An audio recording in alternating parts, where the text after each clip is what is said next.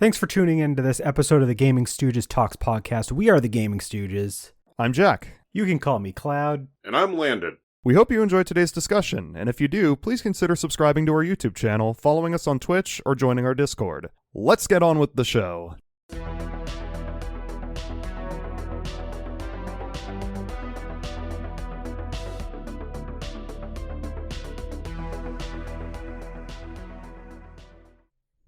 What do you think the mascot of Gaming Stooges is?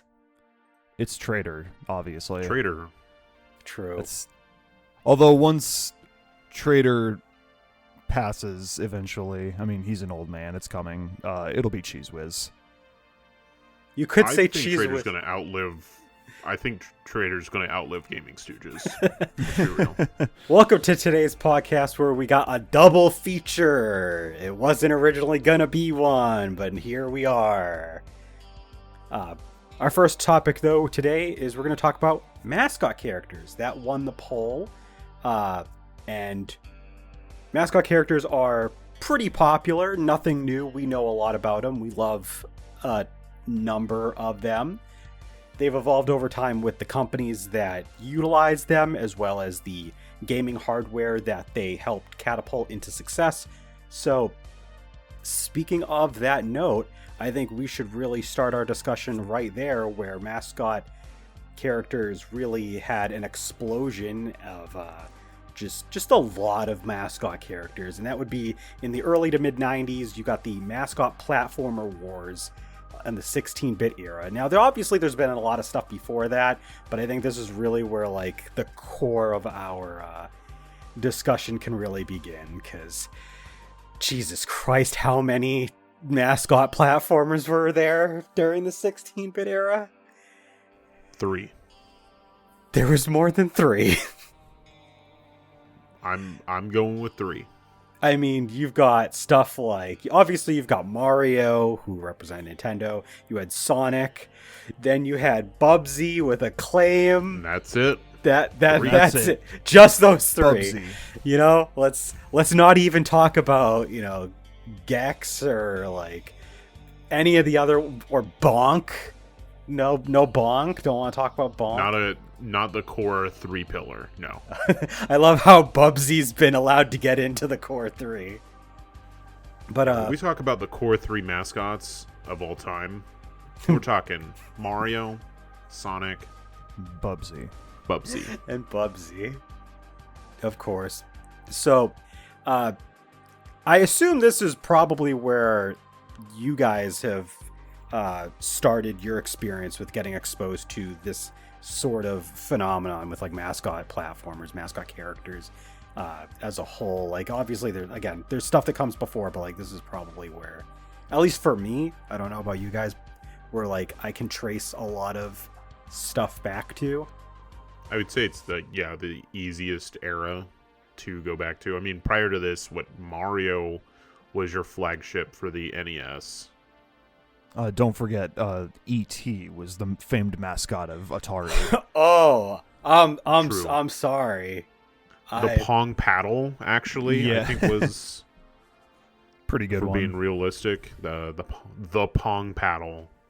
The Pong paddle is the most iconic mascot of all time.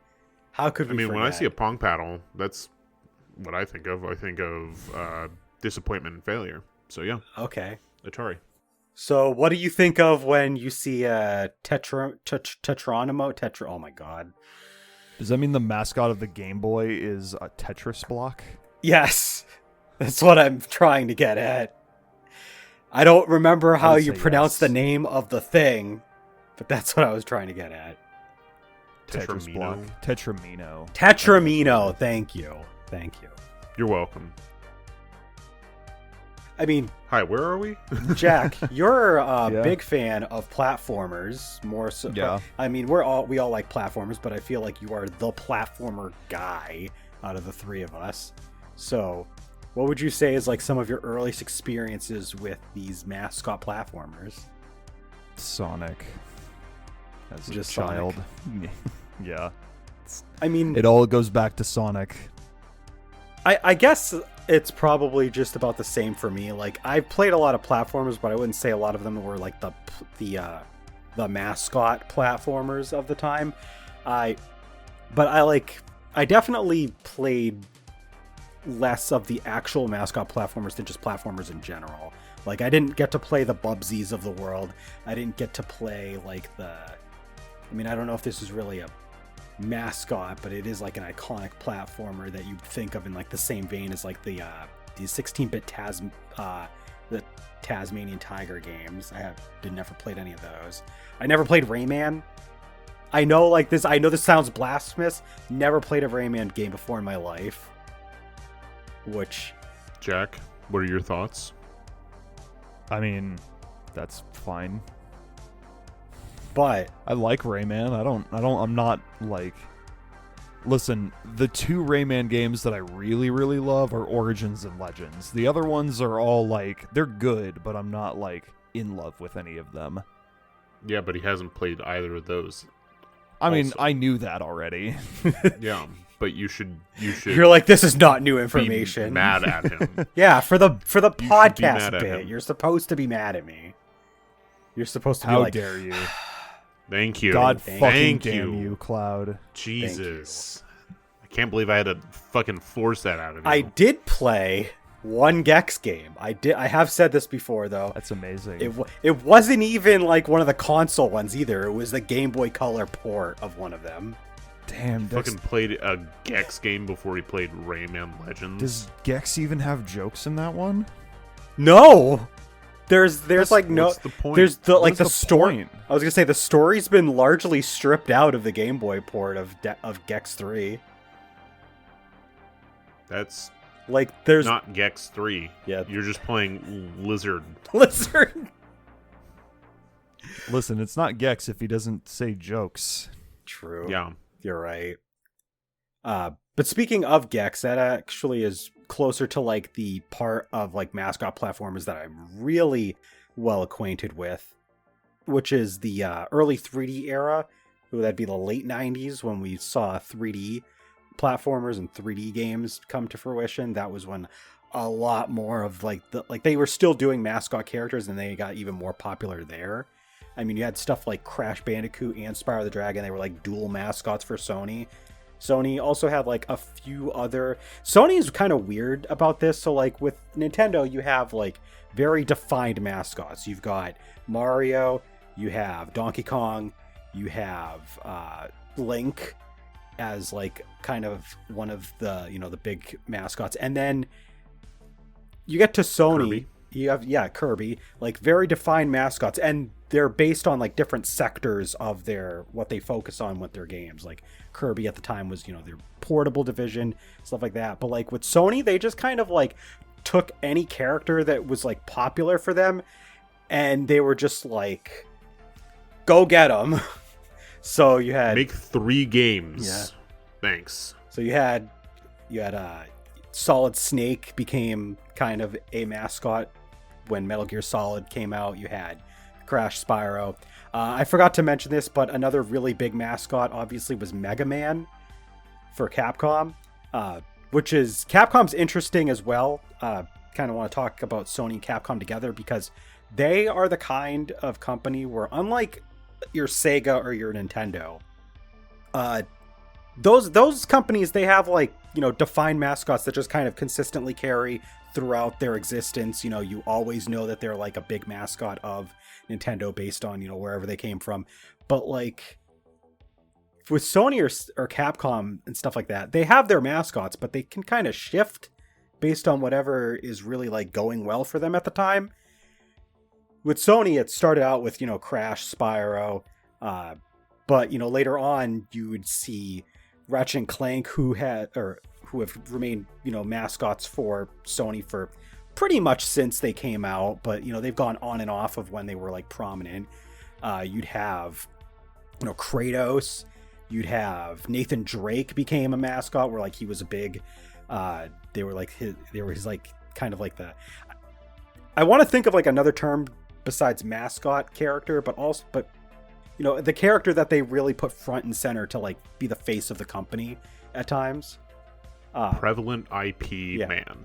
Basically, prevalent IP man. There you go. Yeah, that's it. Or woman. Or woman. Sometimes it is woman.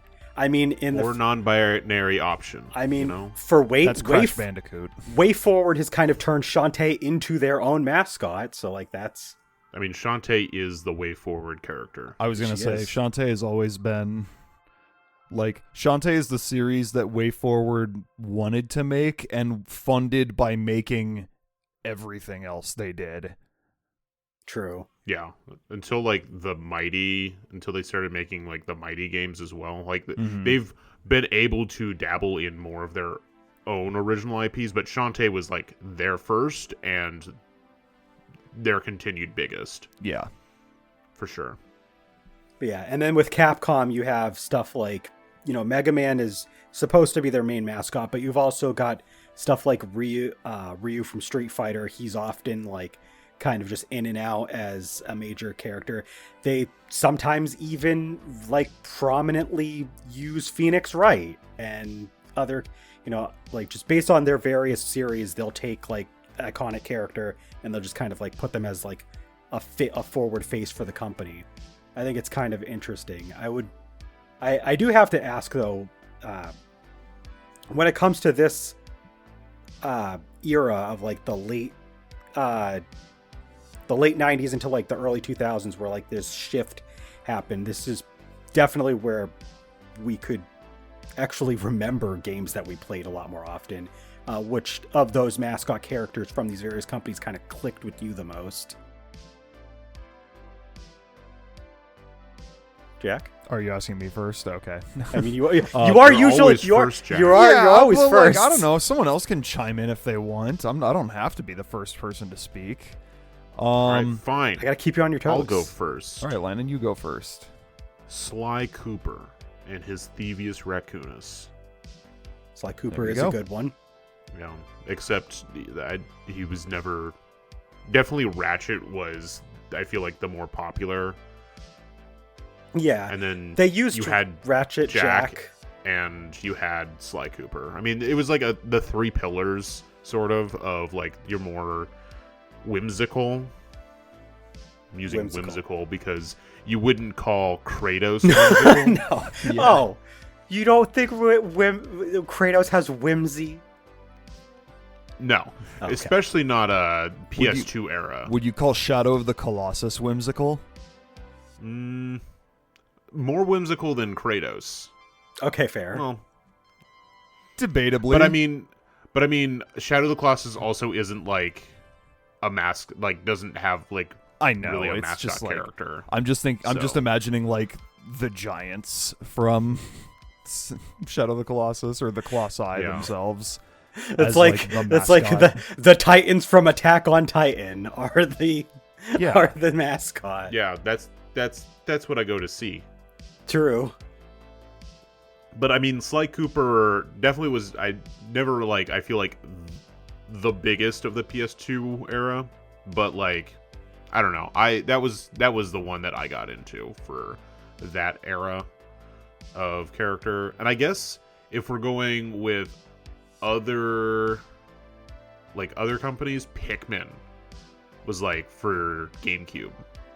Because Pikmin has become like Nintendo has gone like, and here's Pikmin, and it's like prominent in their a lot of their marketing. I was gonna say, I do remember like that was like a big push they made during the GameCube era. Like the GameCube, obviously they didn't have as much prominence as the PS2, but like when they were pushing it, I vividly remember like Pikmin was like their big deal.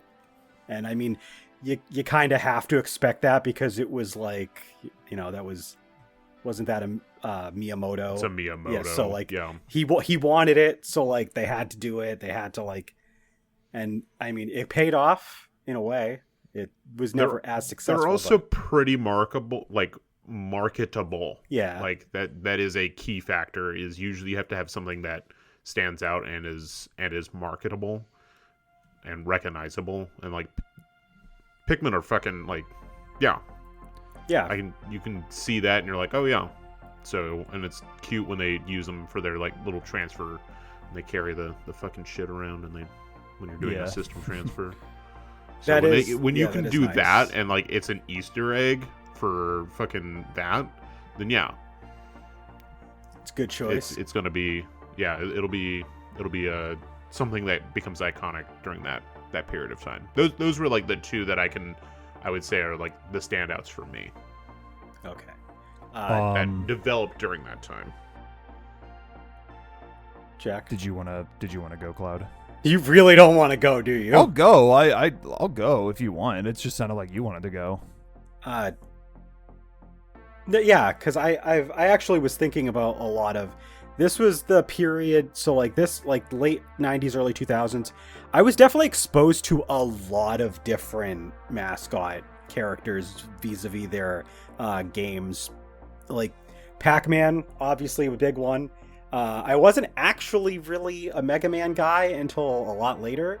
So like, as far as like earlier mascots are concerned, like Pac-Man is probably like the earliest one, and Mario, of course. But you know, you obviously have stuff like Pikachu from Pokemon. That's like, you know, the fucking Mickey Mouse of video games, and the Mickey Mouse just now, I guess. No, obviously, I think Hello Kitty is the what's the sales on Sanrio? Not as much as Pokemon, but it is extremely high. Like their merchandise. Their merchandise is grossing. Oh yeah, their merchandise is fucking insane. Like Hello Kitty is just like everywhere, and to a point where there are characters from Hello Kitty that I did not know were Sanrio characters. Like I did not know that they were actually a thing, and I was like, oh, I recognize that character. That's a Sanrio character. Like there's that much. Hello Kitty is at, according to Wikipedia, $32.8 billion. It's a lot. That's crazy. And like most of it's merch, right? Like the vast majority of it's merch. Yeah, vast majority of it is merchandise sales. It's I mean, obviously Pokemon is the highest grossing media franchise of all time. Yeah, of all time. And I mean, Mickey Mouse and Friends is at a cool $61.2 billion. Yeah. But you know, and I mean, I was exposed to a lot of Disney stuff back in the day. I'm not sure if I guess I could call myself a Disney kid when I was growing up. I'm certainly not a Disney kid now, but like I definitely was exposed to a lot of Disney stuff, and even Disney video games. So like Mickey Mouse and Donald Duck was always like a secondary mascot for Disney, and he always vibed with me a little more, I think. You wouldn't call yourself a Disney kid now, but you do still enjoy a Kingdom Hearts game. I do still enjoy a Kingdom Hearts game. The reason I played Kingdom Hearts was because of the Disney stuff. I didn't keep in mind, when I played Kingdom Hearts, never touched a Final Fantasy game in my life up to that point. Not once. I played Kingdom Hearts because I thought it was cool that all the Disney stuff was in there. And I was like, oh, I get to have Donald and Goofy on my side. That's cool. And oh, sorry. Keep going if you want. No, I was going to move on from Kingdom Hearts if you had something else to say. Well, one thing that was big with me when I was a child, which isn't necessarily any one specific mascot, but, you know, a collective of mascots, that being Smash Brothers. Yeah, true. Because it really is just like, hey, here's every single mascot we have. Watch them beat each other up, and it's fun. So I think, like, as a child, that was a way that I was exposed to a lot of, like, franchises and characters that I wasn't aware of. Like, I didn't know shit about Fire Emblem when I was a kid, but I knew who Marth and Roy were. Was there any other games besides Smash Brothers that, like, had a lot of, like, mascot characters that early on you played? I mean, I know that when we start talking about like more recent, or at least slightly more recent stuff, you've got, you know, Marvel vs. Capcom, unless you happen to play Marvel vs. Capcom 2 way back in the day. But you have, you know, other games like that where there's just a lot of crossover stuff. I do think that's something that a lot of people tend to get into when it comes to like being exposed to a lot of mascot quote-unquote characters all at once is through those crossover games. Because, I mean, like I said, with Kingdom Hearts, I was exposed to a lot of Final Fantasy all at once. And I also was exposed to some Disney stuff that I hadn't quite touched before. Like, I wasn't really a Little Mermaid person. And I, would get exposed to, like, Ariel. I wasn't really... No, I would say I definitely already was exposed to Jiminy Cricket, because I think I played the racing game before. And Jiminy Cricket was weird. Like, he was used as, like, a tertiary mascot that just kind of floated around different Disney properties. Like, he wasn't really in one specific thing. Like, it was just like, hey, here's a Disney thing. Do we need something to, like, be in it? To fucking throw Jiminy Cricket at it. Like, there you go. It's like how Jack Frost is in literally every Atlas game. Yeah, like Jack Frost. Jack Frost is literally the mascot. Of Atlas, but yeah. And but he'll show up. He shows up in fucking literally, like in Tokyo Mirage Sessions. Jack Frost is in that shit. Yeah. I mean, I don't know. I think it's interesting where, like, when a franchise has a mascot that isn't necessarily the main character, because there are many main characters throughout the franchise's history, like Dragon Quest with the slime, which is undeniably the mascot of that franchise, and yet, like, it's a level 1 mook that you see at the beginning of every game. But it's, like, it's iconic, it's recognizable, it's in every Dragon Quest game.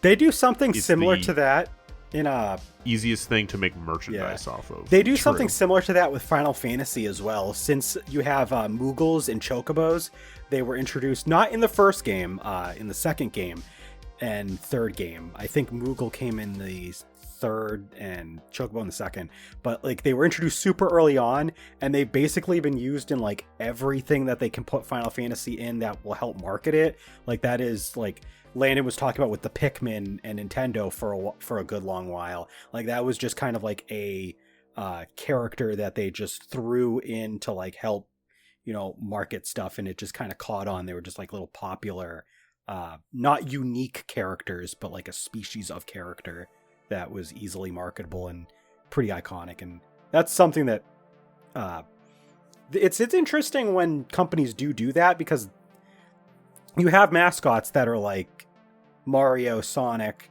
and like those are clearly the main character of their respective franchises. But then you do have stuff like the Pikmin, which are not like, they're not a singular thing, but they are and like the slime from Dragon Quest, but they are still the most iconic thing from that franchise.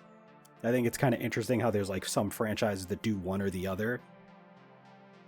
I'm trying to think if there's anything else off the top of my head that I know that's like that, but I definitely was more towards the like the unique character mascot aspect of things. So like Trails uses palms as sort of like that. They show up in pretty much every single Legend of Heroes game, at least from the Trails Kiseki games. They're like they serve a similar role as metal slimes do.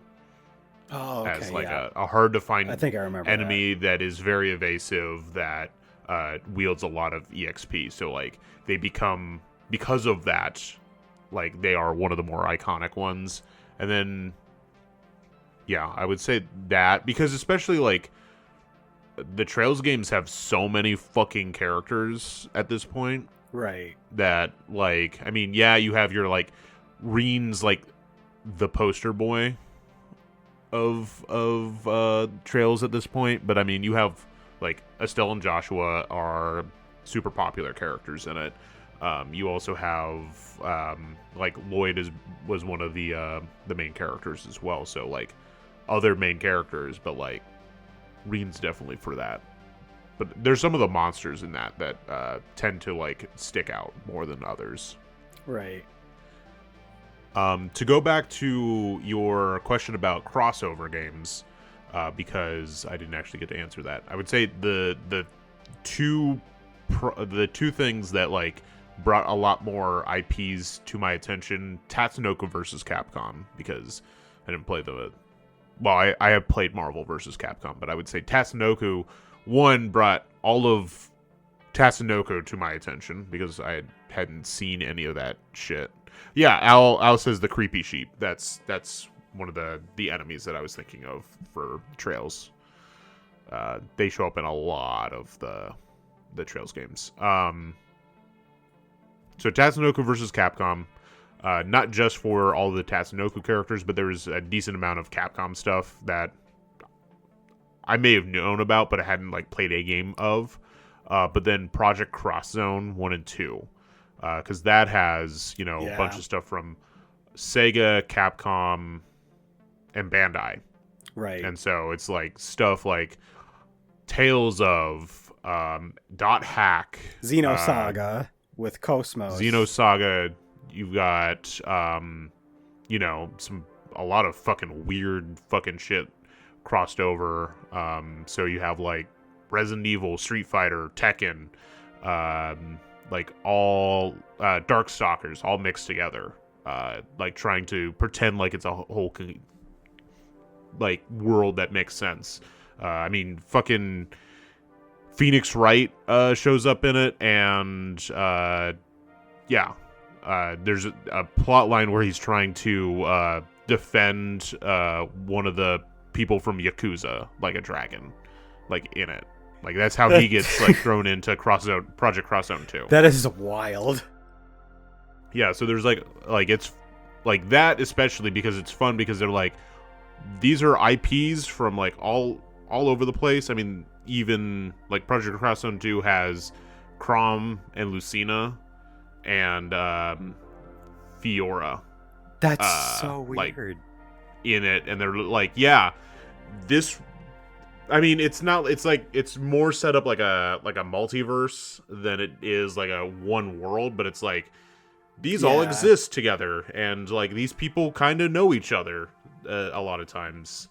That does remind me of the Super Robot Wars games are similar, where it's like it's a multiverse and like everybody just kind of exists together, and you'll have iconic characters and like mech units from basically like almost any mecha anime you can think of.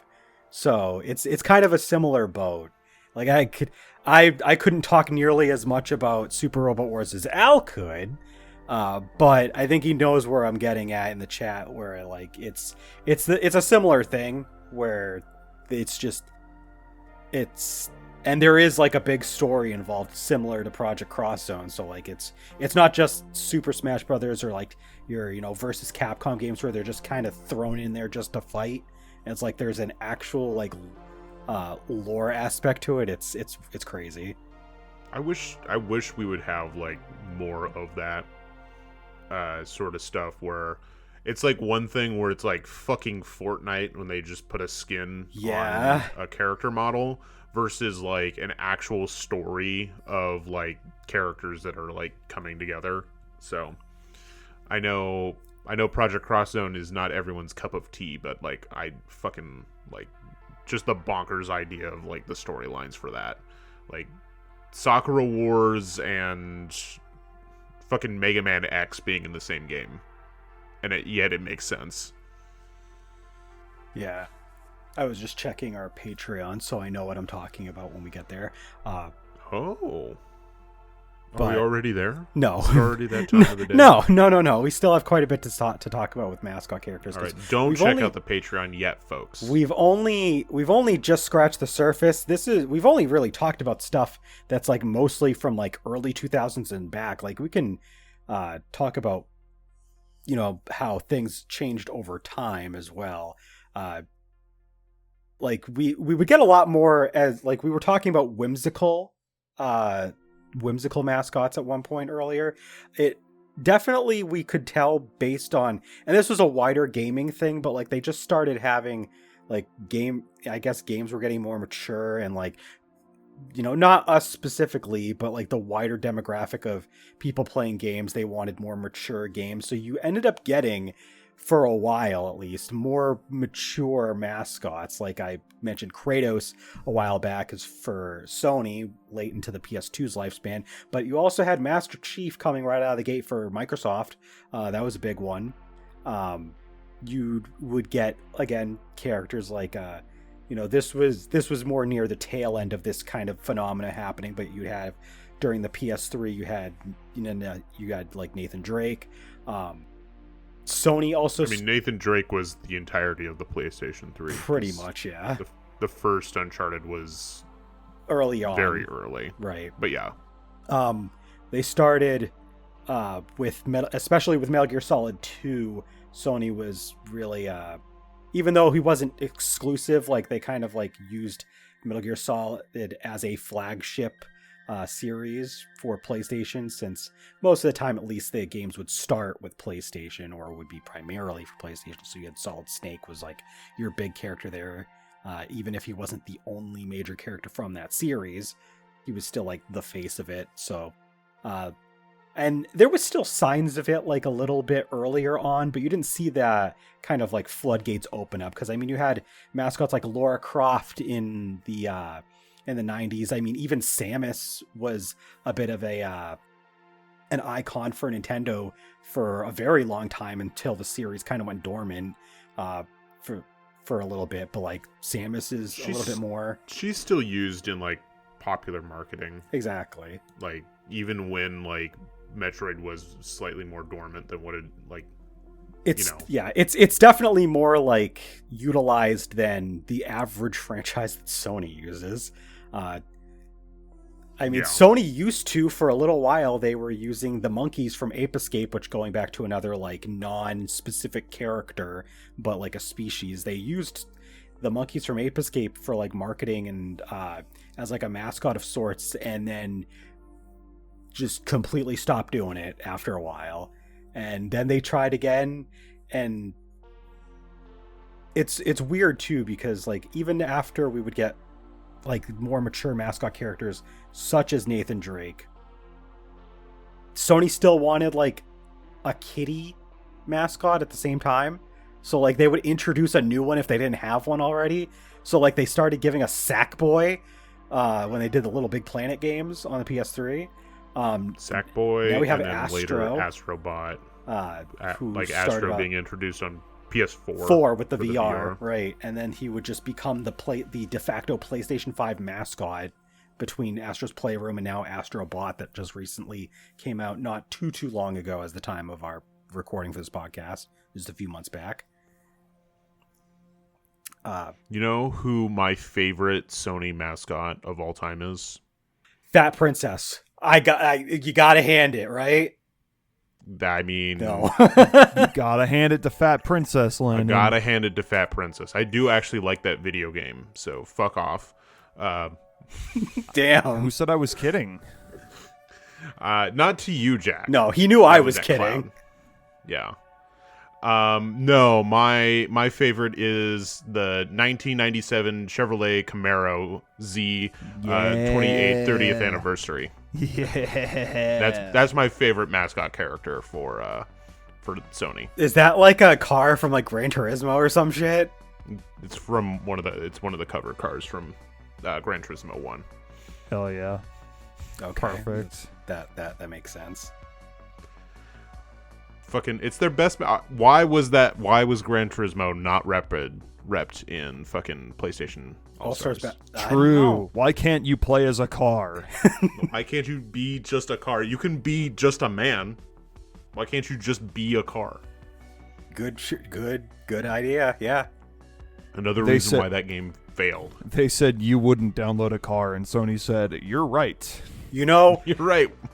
We couldn't get just a car. They should have at least let us have Sweet Tooth driving his car from Twisted Metal. Don't have him go out of the car. Just have him drive the car. I would have been okay with that. The little ice cream car with his fucking that'd be so cool.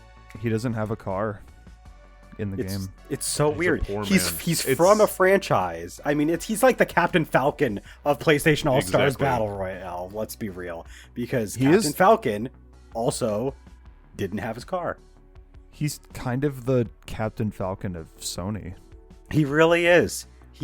I mean, is Twisted Metal is a forgotten franchise. I wouldn't say that's as forgotten as F-Zero was. I mean, F-Zero recently got F-Zero 99, but like, and gets like sporadic representation in other games, but like they did a show for Twisted Metal recently, and they've done more with the Twisted Metal IP. Yeah.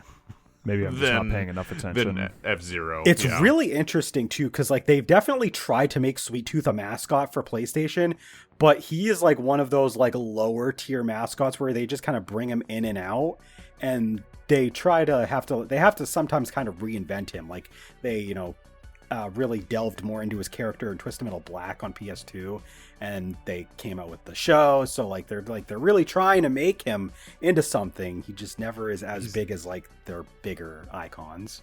He's definitely the Star Fox in terms of like IP level. I feel like, you know what? Yeah, I think that's. I mean, at least Star Fox had. God. I'm not trying to be rude to Star Fox, but like Star Fox, I think that's rude. Sort of IP level. I think that's rude to Twisted Metal, if anything. Yeah, it's probably more rude to Twisted Metal. Well, let's look at fucking sales. Okay. Yeah, you guys talk, and I'll go look at sales numbers for both series. But yeah, I will say I felt like there was a decline in mascot characters as far as like just having at least a cohesive, like, this is the mascot of this company, around like the PS3 era. At least to me, it felt like they were either trying to have too many mascots, or they just couldn't have a definitive mascot, depending on like the company. Like, this is when Capcom was kind of flipping between whichever character was like most prominent from like a different certain franchise. Because you had Street Fighter, you had Resident Evil, they were both popular at the time. They had other series that were all popular to some extent, so they were trying to use like whoever. I don't know. I would argue that the mascot of Capcom at the time could be argued that was either Chris Redfield or Ryu, which you could argue for their entire like existence. But like Resident Evil 5 and Street Fighter 4 came out in the same year, so that's two pretty huge releases for both franchises. I do think that the PS3 era. I do think that they were utilizing Resident Evil a lot more during that time period as like a really like their bigger push. So like I like when I think of Capcom late 2000s, early 2010s, like I think of Resident Evil more than anything. I don't know why. That's just like the image I have of Capcom at the time. But it's the way that it is. It is the way that it is. I mean, Resident Evil is their highest like sales number, so that's probably why you think that. Is because Resident Evil as a series has had the most sales. But I mean, and then it's Monster Hunter and then Street Fighter. I am surprised that Monster Hunter has outsold Street Fighter, but I guess it's bigger in Japan. Dude, it's huge. I mean, it's huge in Japan, but I mean it is very much caught on in it has the West now. I remember there's actually been like an interview that's been going around, or I think it's a recent one, and it was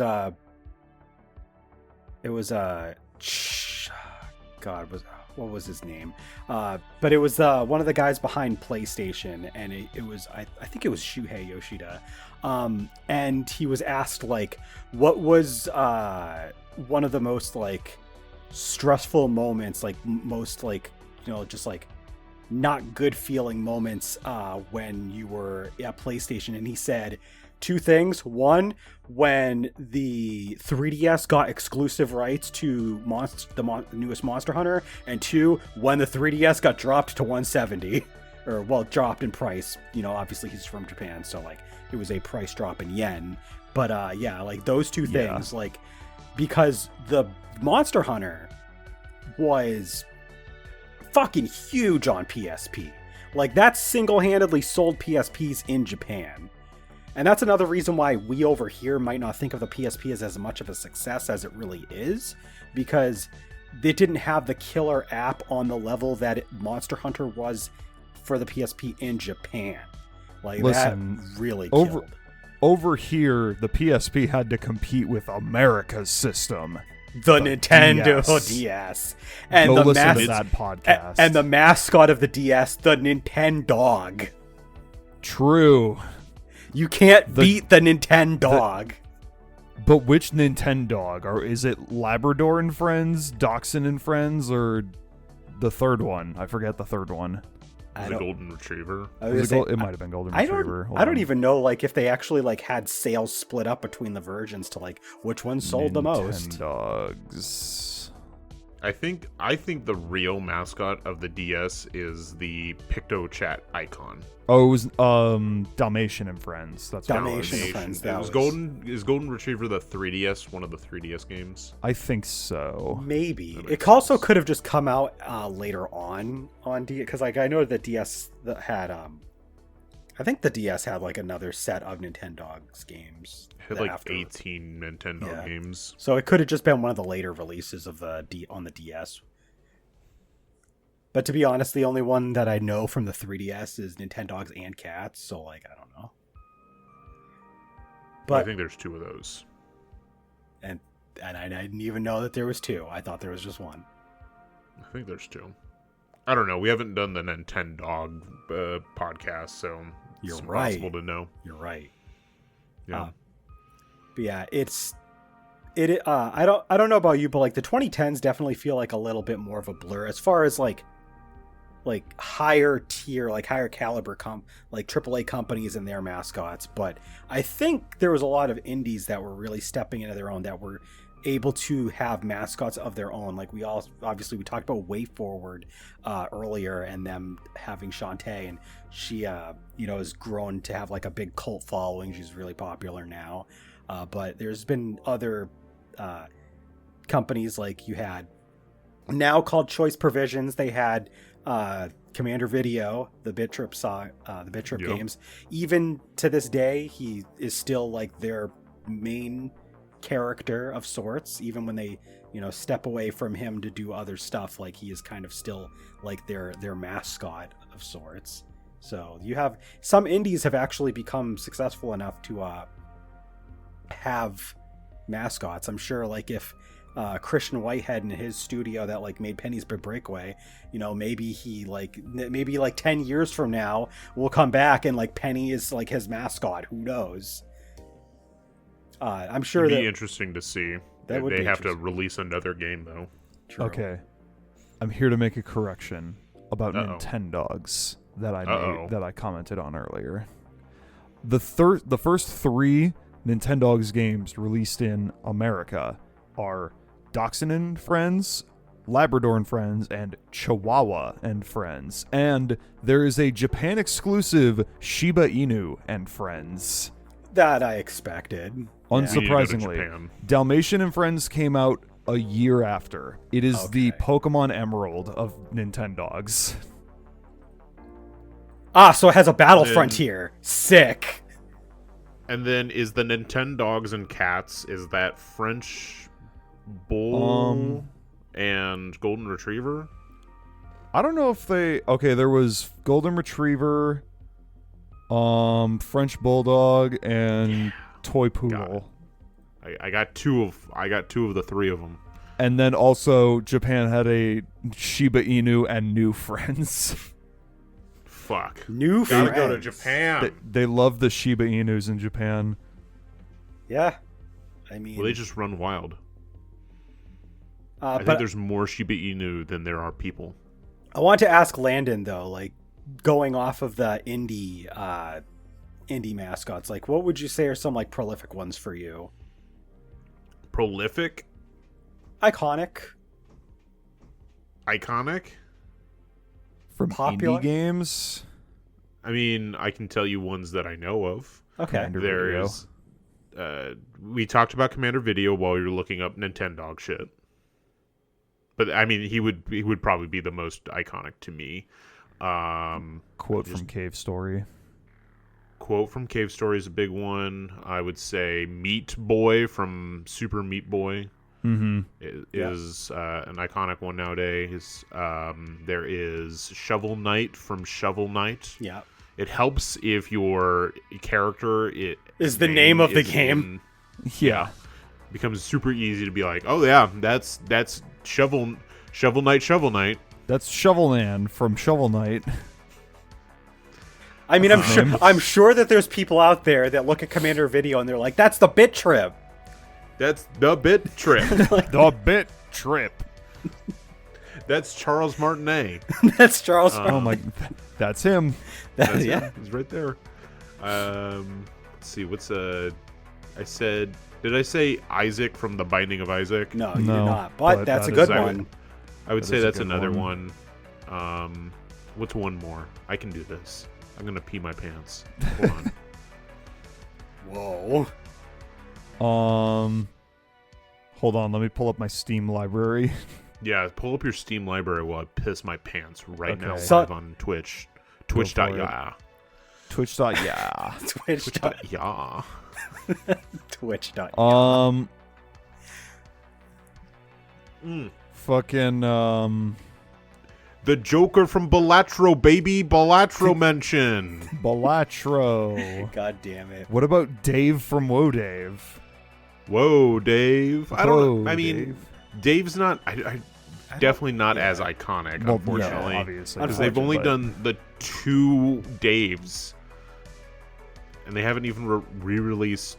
Have they even re-released Space? No, they released Space Dave on the Switch, right? Yeah.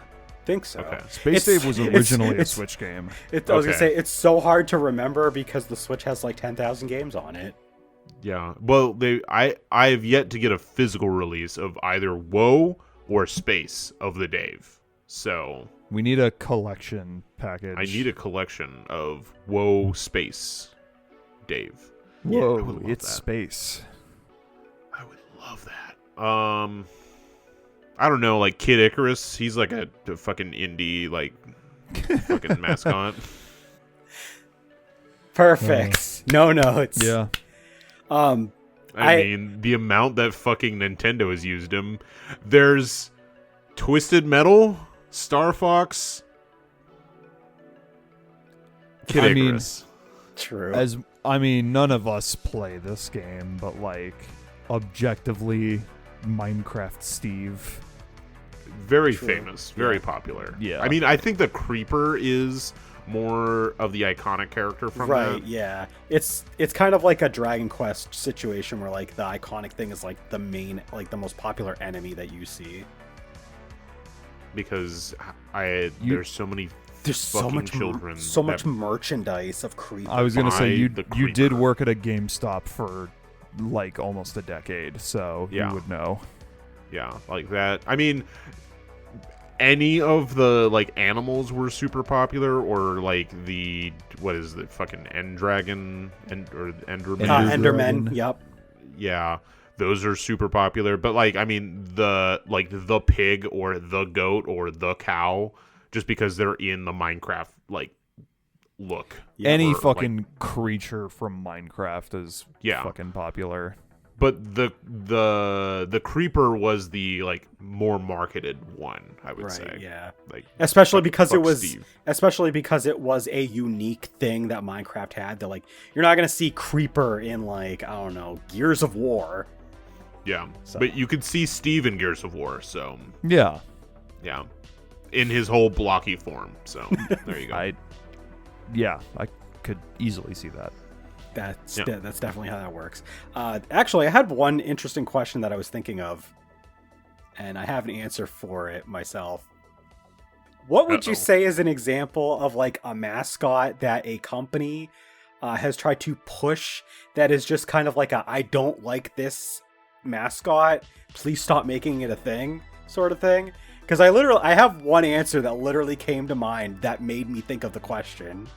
Is this a personal preference, or the world has like decided It stop can- making that a thing? I think it can be either or. It's probably more close to personal preference, but it could also be depending on your region.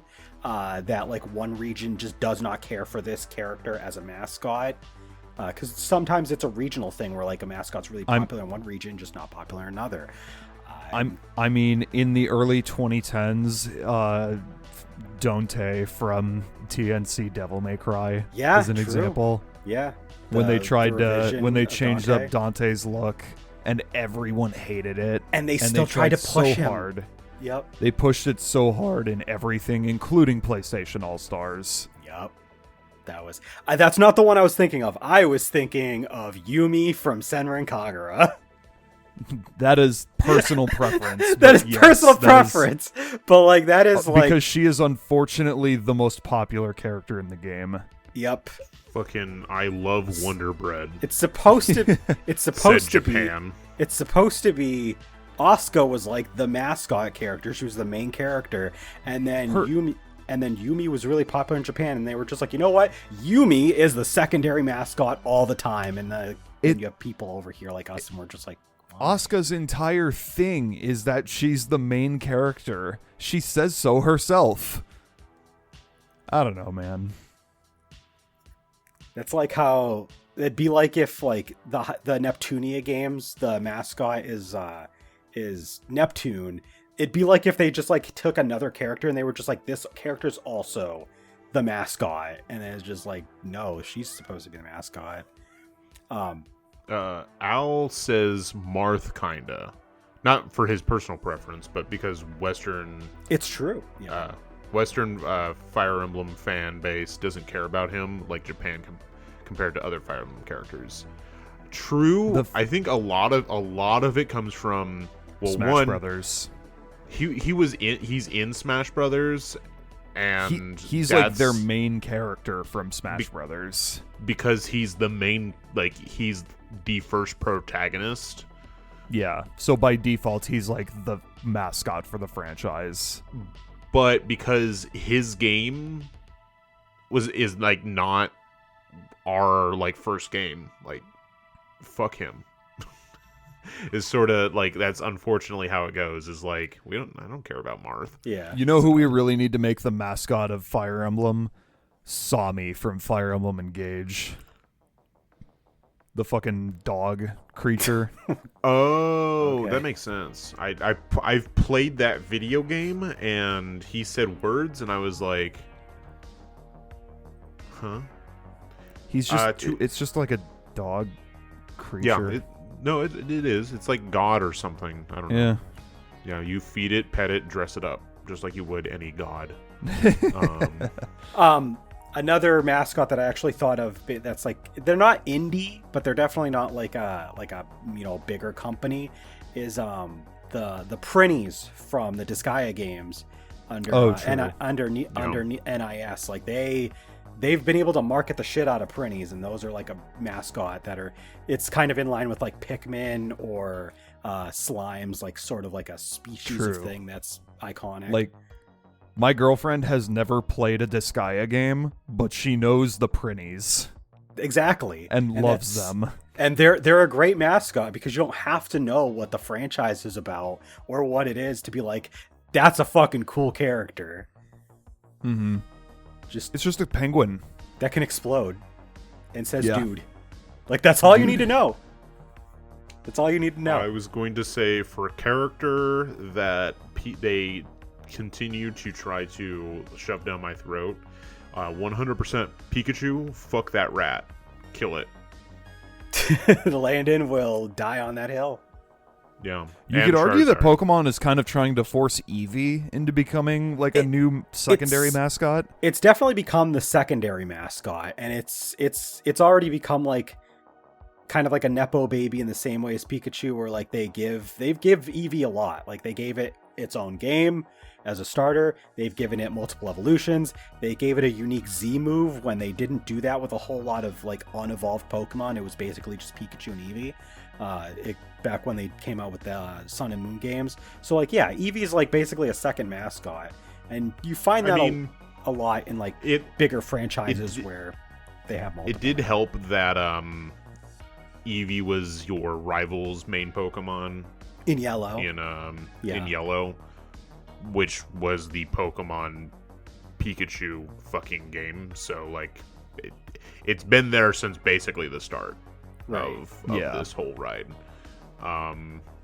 But yeah, fucking Eevee is definitely like. I mean, they always go like they cycle through with every new set of Pokemon. Like Greninja was stupid popular.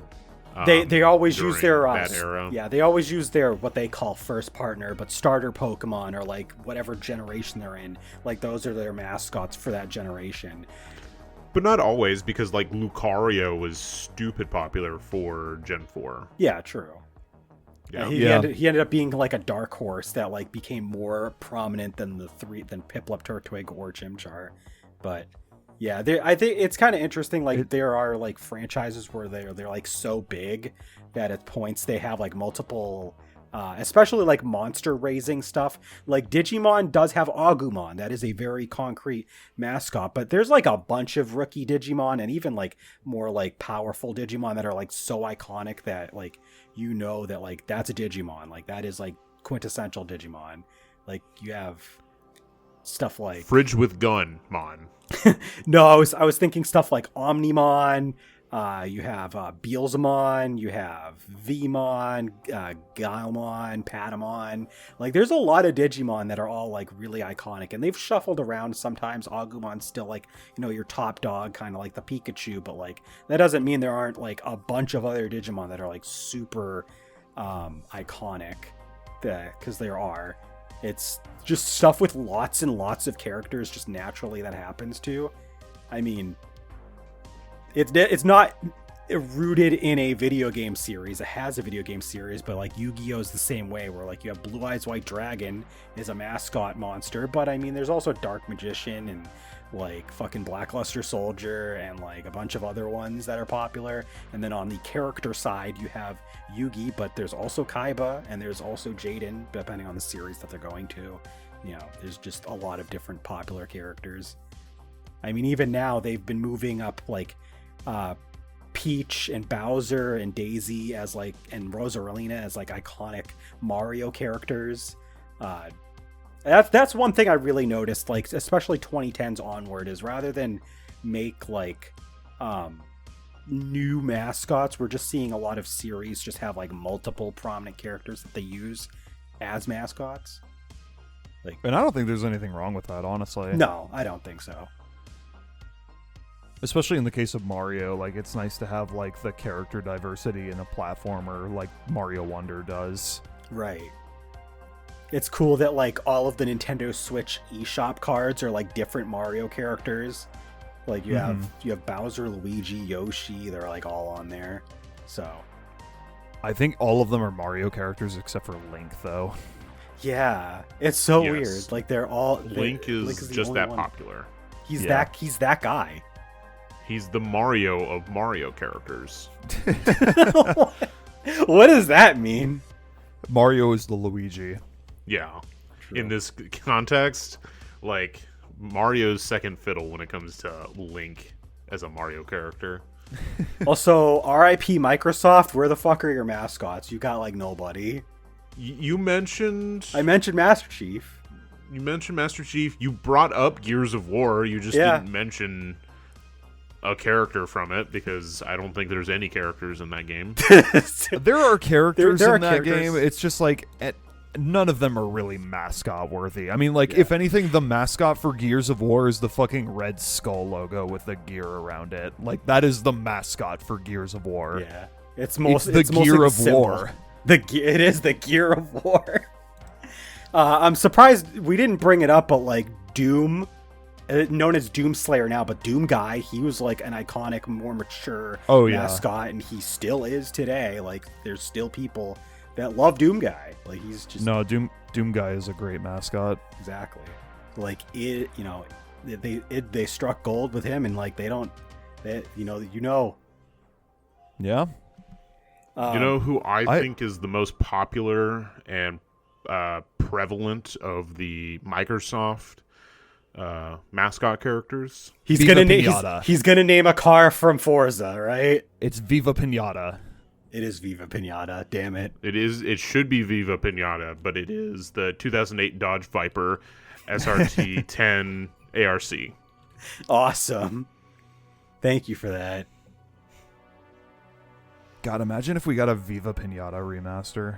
God, please. Imagine if we just got a new Viva Pinata game. Imagine crazy. Imagine if Microsoft used Banjo and Kazooie as mascots, since they have the fucking IP. They never Imagine will. if Microsoft made a video game. I think it's Imagine funny. if you could buy cheap viewers. Oh, imagine if you could buy cheap viewers. Right on cue, we got our usual wanna stream chat fucking bot in the advertising viewers. That's awesome. Al, Thank you for that. Thank you, Al. Thank you for that. You know who should be a mascot of their respective franchise? The chicken from 100% Orange Juice. Absolute cinema. Gotta. Absolute cinema. The Gotta. fact that 100% orange juice, and you know the funny thing is 100% orange juice is literally a crossover game of a bunch of like really fucking small games, and they use iconic characters from like all of them, like characters like Sugity and Hime. Those are from the Sugity series. For instance, there's like other characters from like other shit I've never heard of in my life before, but like that chicken. It's gotta be the mascot. 100% orange juice. I mean, for Toho, it's got to be Reimu. Right? Oh yeah. It's Reimu. Like, she's not the most popular character sometimes, but she usually is. Maurice is the secondary mascot. They're both like in every single game, pretty much every single game at least. So like they're like dual mascots of sorts. There's other iconic characters, but like Reimu's the main girl, and Maurice is always with her, so it's both of them usually. I like how you almost called Reimu the main guy. She is the main guy. I mean, there are no guys in the Toho universe. So. There is Renosuke. One guy. There's one guy. He's the main guy. And he is like one of the most minor characters in the entire fucking franchise. It's great. Like I said, the main guy. The main guy. Main guy. Landon, who's the mascot for Lexine's Quest? The narrator, me. Yeah, that's what I thought. The Team K, Lexine. the Team KJ logo that you see when the credits scroll. That's the mascot. Hell yeah. The narrator really is. I mean, the narrator is omnipresent. I mean, is. definitely True. the main character. Just the least marketable main character mascot. Unfortunately. It's very unfortunate. So we just use we use Jade as the marketable character. Hell yeah. All right. Do we have any other closing thoughts on mascot characters, or is there? I'm surprised. Go ahead. I'm surprised we didn't bring up Kirby. We did talk about Kirby. Did you? Bit. Okay. Yeah. We mostly mentioned the fact that he's like kind of one of the big mascots for the Game Boy, and he's always been kind of like a prominent portable mascot for Nintendo, since he's always usually on the handhelds. That is true. I wanted to pose the question, if you could have one like mascot character game released in 2025, the year of our Lord, what would that be? Oh, that's easy. Ape Escape. I want a new Ape Escape. Sony, what the fuck? I'm so pissed. And no, the sub game that's coming out in Snake Eater, because that was in the original game, that doesn't count. Give us a new Ape Escape, please. That's my answer. That is a good question. I think Banjo-Kazooie is probably my default, but it's a good answer. My first thought was Jet Set Radio, though I don't know if I would argue that any of the characters from that game are mascots. I wouldn't call Jet Set a mascot game, unfortunately. No. I just want a new Jet Set Radio game. That's fair. But I think my answer is Banjo-Kazooie. It's literally been 17 years since Nuts and Bolts, and that game that doesn't count. That wasn't even a good one. Yeah, so it's been like over 25 years since the last good one. The most representation he's had since is in Smash Brothers. Yep. I do want a new Sly Cooper game. I know that is about as realistic as Cloud getting a new Ape Escape game. To be fair, So- more realistic than that, because at least Sly had a full-ass game on PS3. Sly 4 came out on PS3, right? Yeah. And Ape Escape did not get a proper game on PS3. So... Well, Sony has decided that Sly Cooper is about as good as far as marketable as Ape Escape at this point. As we mentioned in a previous podcast, No. Sony, popular for saying such things as, we don't have enough IP. We don't have any IP. We don't have any I think IP. is what they said. I think Yeah. they actually did say that. Yeah. Now here's an interesting question. Does Tony Hawk qualify as a Mascot character? I mean, it's His name is- it's his Pro Skater series. It is his series. His name is on all of the games, and he is the main character. I would argue It's- that he is. I mean, just because someone is a real life person, that doesn't mean they can't be the mascot of something that's like, if it's a popular game series. Like, I mean, Spider-Man is the mascot of his franchise of games, but like, you know, he's not from video games originally, but he's still a mascot character for Sony now. So like, you can count it. Insomniac Spider Dude. And Spider Dude. Spider Boy. Spider Boy. It's Spider not, Guy. It's not Spider-Man. It's Man Spider. There's a difference. I like to go by Guy Spider personally. I have another question though. What is more likely to happen first? Microsoft putting out a new Banjo-Kazooie, or Naughty Dog putting out a new Jak and Daxter? The heat death of the universe. Yes. You know, it's funny. Yes. Like, I guess Naughty Dog is currently working on a new game, but it's definitely not Jak and Daxter. I would kill for a Jak and Daxter made by current day Naughty Dog. I feel like it could work really well. But it'll never happen. I think a new Kid Icarus game is more likely than Oh, definitely. either of those things. And I was gonna say, I feel like Masahiro Sakurai would come out of retirement and make Kid Icarus Uprising 2 before we get a new. I would love that. Before we get a new. Yeah. Anything else, Jack? Since you were asking some good questions. Nah, that was pretty much it. All right. This is going to be our break times. Well, for these guys, I'm sure. I'm going to just spit some words out at you guys. So, thank you everybody for tuning in so far. It's been a great podcast. We are coming up on the end of the second season of the podcast. It's pretty crazy. We've been doing this for almost 2 years. We barely miss a week. Occasionally, we'll put like 1 week off in order to take a quick break. But we're almost 2 full seasons. And you can check out that at rss.com /gaming/podcast/GamingStooges, or maybe just rss.com/GamingStooges. I'm not sure. We have a Discord though, and link is in the to that podcast is on that Discord, and link to that Discord is in the description, as well as the podcast itself too, if you just want to check out the podcast. We've got a YouTube. We've been exporting all of our stuff there. It's not really our main channel anymore, but everything that we do on Twitch, that goes out to YouTube. So if you don't catch us live, you can just watch it on YouTube. You got VODs of the podcast. You've got VODs of all of our streams. On Twitch, we are doing oh my god, so many streams. We're streaming so many games right now. There's still Ace Attorney Dual Destinies going on.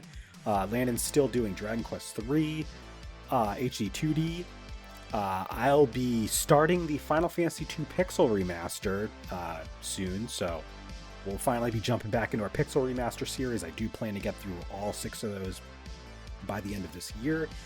And we've got a bunch of other stuff that's going to be coming up and going. I think there might be another game in there that I forgot about. Oh yeah, Jack started playing Sonic Forces, so that's another game that you can watch on God help me. God I help started him. Sonic Forces. It was an orchestrated effort. I was like, Landon, we should both get him Sonic Forces and Sonic Superstars, so each of us got one game, and we got him to play Sonic Forces. You're very lucky that I'm a man of my word. Yep. We were I said I would play Sonic Forces if one of you two bought it for me, and I did. Yep, there it is. There it is. It's exceedingly mediocre so far. It I would really- argue, in some ways, I would argue worse than mediocre. It is the most by the numbers, just trying to get by kind of Sonic game I've ever seen in my life. Which sucks because they took like 6 years to develop it. Yeah, unfortunately. I mean, it didn't actually. That wasn't all development time. I know. It just But the fact that it was was a like 6-year gap after generations. the follow up to Generations. Like, come on, man. And even if like you go back and like, okay, there was Sonic Lost World. That's still 4 years between Lost World and I choose to believe that doesn't exist. yeah, it's still 4 years between Lost World and Forces, and it's like, damn, man, we waited that long for that game, and then and then we had to wait 5 more years to get a good 3D Sonic game again when we got Frontiers. So 5 years of Forces being our most recent 3D Sonic game. That was a tough rough. That was a tough time. We're out of it now. We're good. We're better. Sonic is actually doing pretty good again. We'll see Thank how long, you, Shadow. we'll see how long it lasts. But yeah, I'm pretty sure I went through all that stuff. I did not give a shout out to our Patreon yet, but our patreon.com/GamingStooges, you can go there. We've been doing polls. We've been doing exclusive content. We've got a really cool piece this past month where we presented our picks for the Game Boy Mini, Game Boy Classic. And honestly, the roster that we picked for games for that is stacked. You should definitely check it out. Subscribe to the Gold Stooge tier if you aren't already, so you can check that out. Plus, we have a whole backlog of really cool stuff you can check out as well. And of course, on that Gold Stooge tier, we've also got our special shout out to Pixel Vixen as per usual. So thank you, Pixel Vixen, especially all of you guys though that have been donating to the Patreon. You guys all rock. Thank you so much for helping us keep this podcast going. You're welcome. We've got Landon back with a spoon and digging into what I assume is ice cream.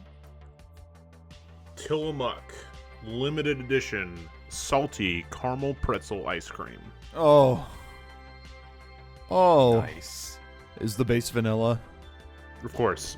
Salted vanilla ice cream with chocolatey covered pretzel bits and a ribbon of salted caramel. Chocolate covered pretzel bits? Chocolate. Did you say chocolate? I'd like to buy all your chocolate. God, I hope we get that over here. And the taste test. For the listeners, Landon always likes to bring something to eat on his break, usually Tillamook, and he sometimes it's a new thing that he's got to test out and give us his verdict on. I like this. Nice. I fuck this. Okay. So we're going to jump back into our podcast discussion after all of that quick, housekeeping. So we didn't originally have this as something we were going to cover on the podcast, but Sony did a state of play for their PlayStation lineup today, and it was actually we'll talk about it. There was quite a bit of stuff that was announced or shown off or just kind of reminding people or revealed. There's just a lot of different stuff. And I actually have a link, thanks to Landon, that's more thorough than the one I found, of all the stuff that it went down in order. So let's just jump right in. First thing that was shown off, they basically just showed off more of Monster Hunter Wilds. That's coming out very, very soon as of this podcast. Huge game from Capcom, huge game for 2025. And they showed off a trailer specifically for the first free update that's going to be happening. That's going to be adding a certain monster. I can't remember the name of it, but that's going to be added in post-release, so that'll be really cool. I think it's funny. Capcom literally just had their own presentation thing. Did they? Wow. Yes. I did not know about that. That's funny. I think it was either the week we're recording this or the previous week. They just They just had one. What the fuck are you doing here, Capcom? Piss off. Anyway, Monster Hunter looks like Monster Hunter. Yeah, it looks great. And that's cool if you like Monster Hunter. I'm not a Monster Hunter fan. My girlfriend is. She literally just got a PS5 today just to play the new Monster Hunter game. So. She went out and bought a PS5 just because she saw the trailer for this game? No, she already was. She played the beta because she was already excited for the game itself when it was already revealed. Because it was revealed first at the Game Awards, correct? And she was excited since then. She played the beta that was out earlier in the month, and then she just was it Game Awards? I thought it was introduced earlier than that. Was it? I thought it was Game Awards. I'm gonna look it up. But anyway, continuing on though, she ended up sending me the money, and I grabbed a PS5 on my way out of work today for her. So now she has a PS5. So yeah, that was Monster Hunter Wilds. Then Shinobi Art of Vengeance was revealed. So we got a new Shinobi game. It's a side scroller. We got some an action. I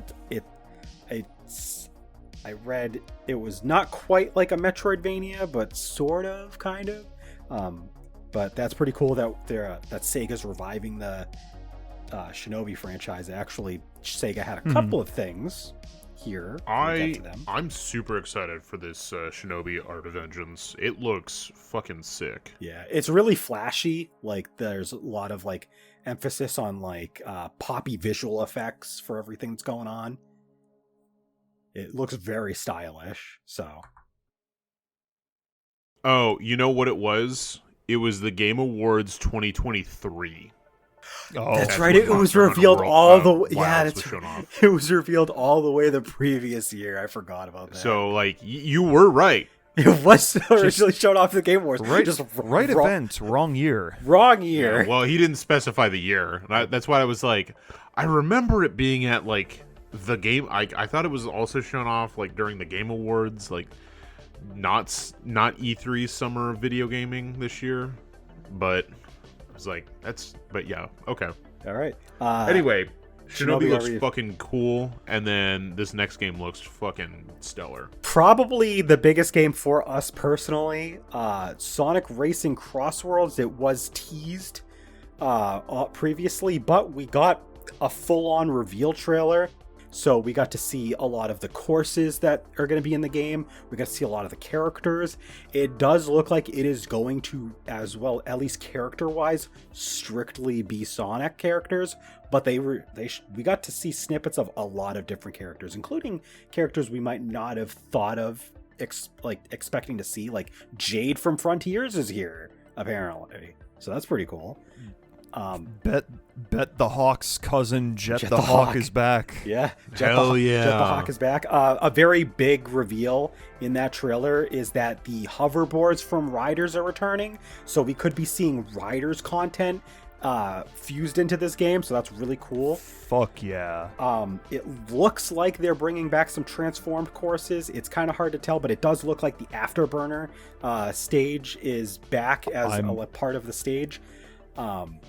I'm 90% sure it's the same stage from Transformed. It looks just like it. Speaking of Transformed, it looks like they're taking the concept of Transformed and really just kind of going balls in on it, because not only do you have the return of like, you know, you have jet boats and the flight and like the little planes, but also the tracks themselves will morph. Like you'll have like a freaking like the rings from the movies open up and you'll just get transported to a totally different racetrack. So they are really just like they're going crazy with like variation. It will be interesting to see if that is like a permanent like mode that cannot be turned off, or if it's like an option to say like, oh yeah, like, you know, you can like have a fucking like you can have the stage. What if you could choose the laps? Like you could choose like one lap from one course and then another lap from another course. It probably won't be that cool, but what if? Yeah, it does look like that would be really like a choose your own racetrack Grand Prix, basically. Yeah. Where each lap you get to decide what course That would be sick. You're doing. Yeah. It definitely looks like the game is going to be like really just taking a lot of the stuff that people liked from previous Sonic racing games and just kind of like just getting some really interesting ideas in there. I mean, we saw stuff that we weren't expecting to see, like Dino Jungle from Secret Rings is apparently in here. Like, Fuck what yeah. the hell? Like, okay. I want more Secret Rings levels in this game. Free them from the shackles of Secret Rings. I want a Black Knight level. Honestly, That I mean, too. if they're gonna do a Secret Rings level, we might as well get a Black Knight level. Like it's wild that they've been digging back into like the mid-aughts Sonic stuff, because for the longest time they really didn't want to touch anything pre-Unleashed and post-Adventure 2. But they're going in, they're trying it out, and it's gonna be really interesting. So. Tillamook update. There is way more chunks and stuff than I feel like there's normally in these guys. Nice. That's a good thing. Yeah, I love it. But yeah, Sonic Racing Cross Worlds. I don't remember if we were given a release date. I think it's just this year at some point. So Yeah, I don't think it has a release date yet. I watched the trailer earlier, and it looks sick as fuck. Yeah. I'm excited for it.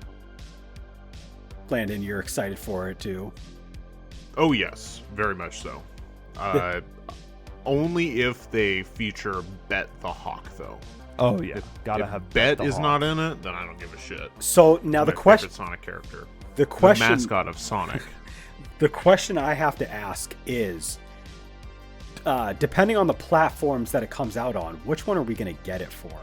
Because if it comes out later in the year, it could be a Switch 2 game. But if that's the case, are we all going to have a Switch 2 by then? If not, if it's going to be on PS5, is Jack going to get a PS5 and are we all going to get on that? Is it going to be actually on on the Switch 1? And if so, I mean, we'll probably get it on that. But based on what I was seeing visually, I'm not sure if they're going to put it on Switch 1. It's kind of tough to tell. Like visually, it was an incredibly detailed game, so I'm not sure. Famously, I pre-ordered Sonic and Sega Racing Transformed for the Wii U before I knew I was getting a Wii U. True. So there's a chance that if it's coming to the Switch 2, it might be that. Also, because I don't want to pay for a second online service. True. I'm really, my fingers are crossed that it's going to be on Switch 2, and like I plan to get a Switch 2 this year when it's out. I don't know if it'll be right away, but I plan to try to get it as soon as possible this year. So like if we all get a Switch 2, then we can just play it on Switch 2. That's my thing, is I just don't want to pay for another online service if I don't have to. Valid. Yeah, if it's out on the Switch 2, I'll probably have a Switch 2 by the time it's out.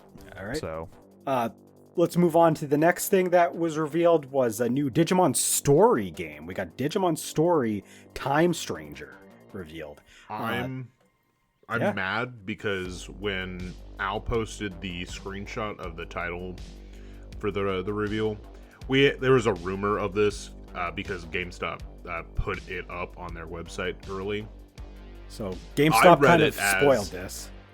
Yes, I read this as Phantasy Star, both like some subtitle, and so like I was like very excited for a new Phantasy Star game.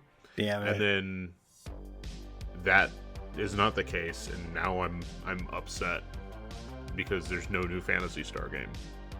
But it is a new Digimon Story, so like the Digimon Story games are pretty well received. So if you liked those previous ones, this is probably going to be a pretty good game up your alley. We got a trailer for a game called Lost Soul Aside, which has a release date. I don't know much about this game, but apparently this studio's been working on this game for quite a while. So it looks like a Dark Souls, a Souls-like game. So piss off, pass. But a lot more interesting, we got some more stuff on Like a Dragon Pirate Yakuza in Hawaii. They let everybody know there'll be a free demo coming out soon. They had a trailer, showed it off this week that we're recording. Yeah, so the Okay. 14th. So happy Valentine's Day. Valentine's Day. Happy Wario Land 4 Day, folks. Happy Wario Land Hell 4 yeah, Day. Happy brother. Valentine's Day. Happy Like a Dragon Pirate Yakuza in Hawaii Free Demo Day. Yeah. So yeah. There is a holiday crossover for Dave the Diver. Cool, I guess. Ichiban's Holiday. Yeah. Splitgate 2 is getting an alpha on the 27th of this month. I don't know this game. It looked like an arena shooter. Fuck off. Pass. Yeah. This is like those couple things, like that was like one segment where I was tuned out a little bit because I was paying more attention to my girlfriend setting up her PS5. So like I didn't pay too much attention, but I did tune back in.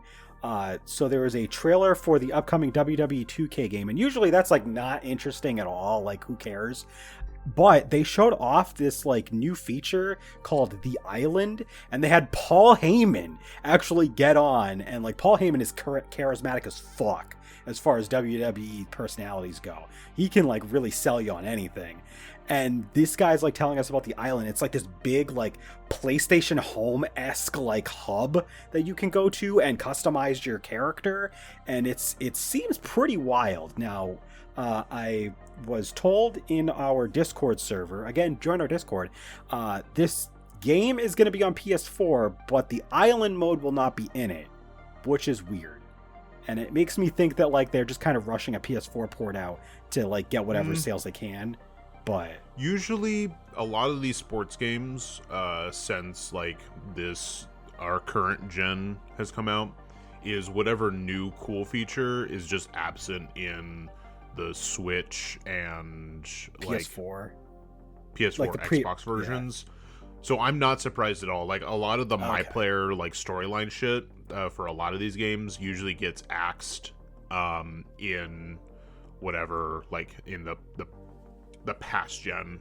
So they're like fuck off. They're trying to like get like devoted fans of their franchise to move up to the new hardware. Pretty much. I think MLB The Show has done it where like there was like one year they added like a stadium customizer, but you had to be on like the current gen, not the last gen stuff. So yeah, I'm not surprised at all that it's exclusive to the PS5.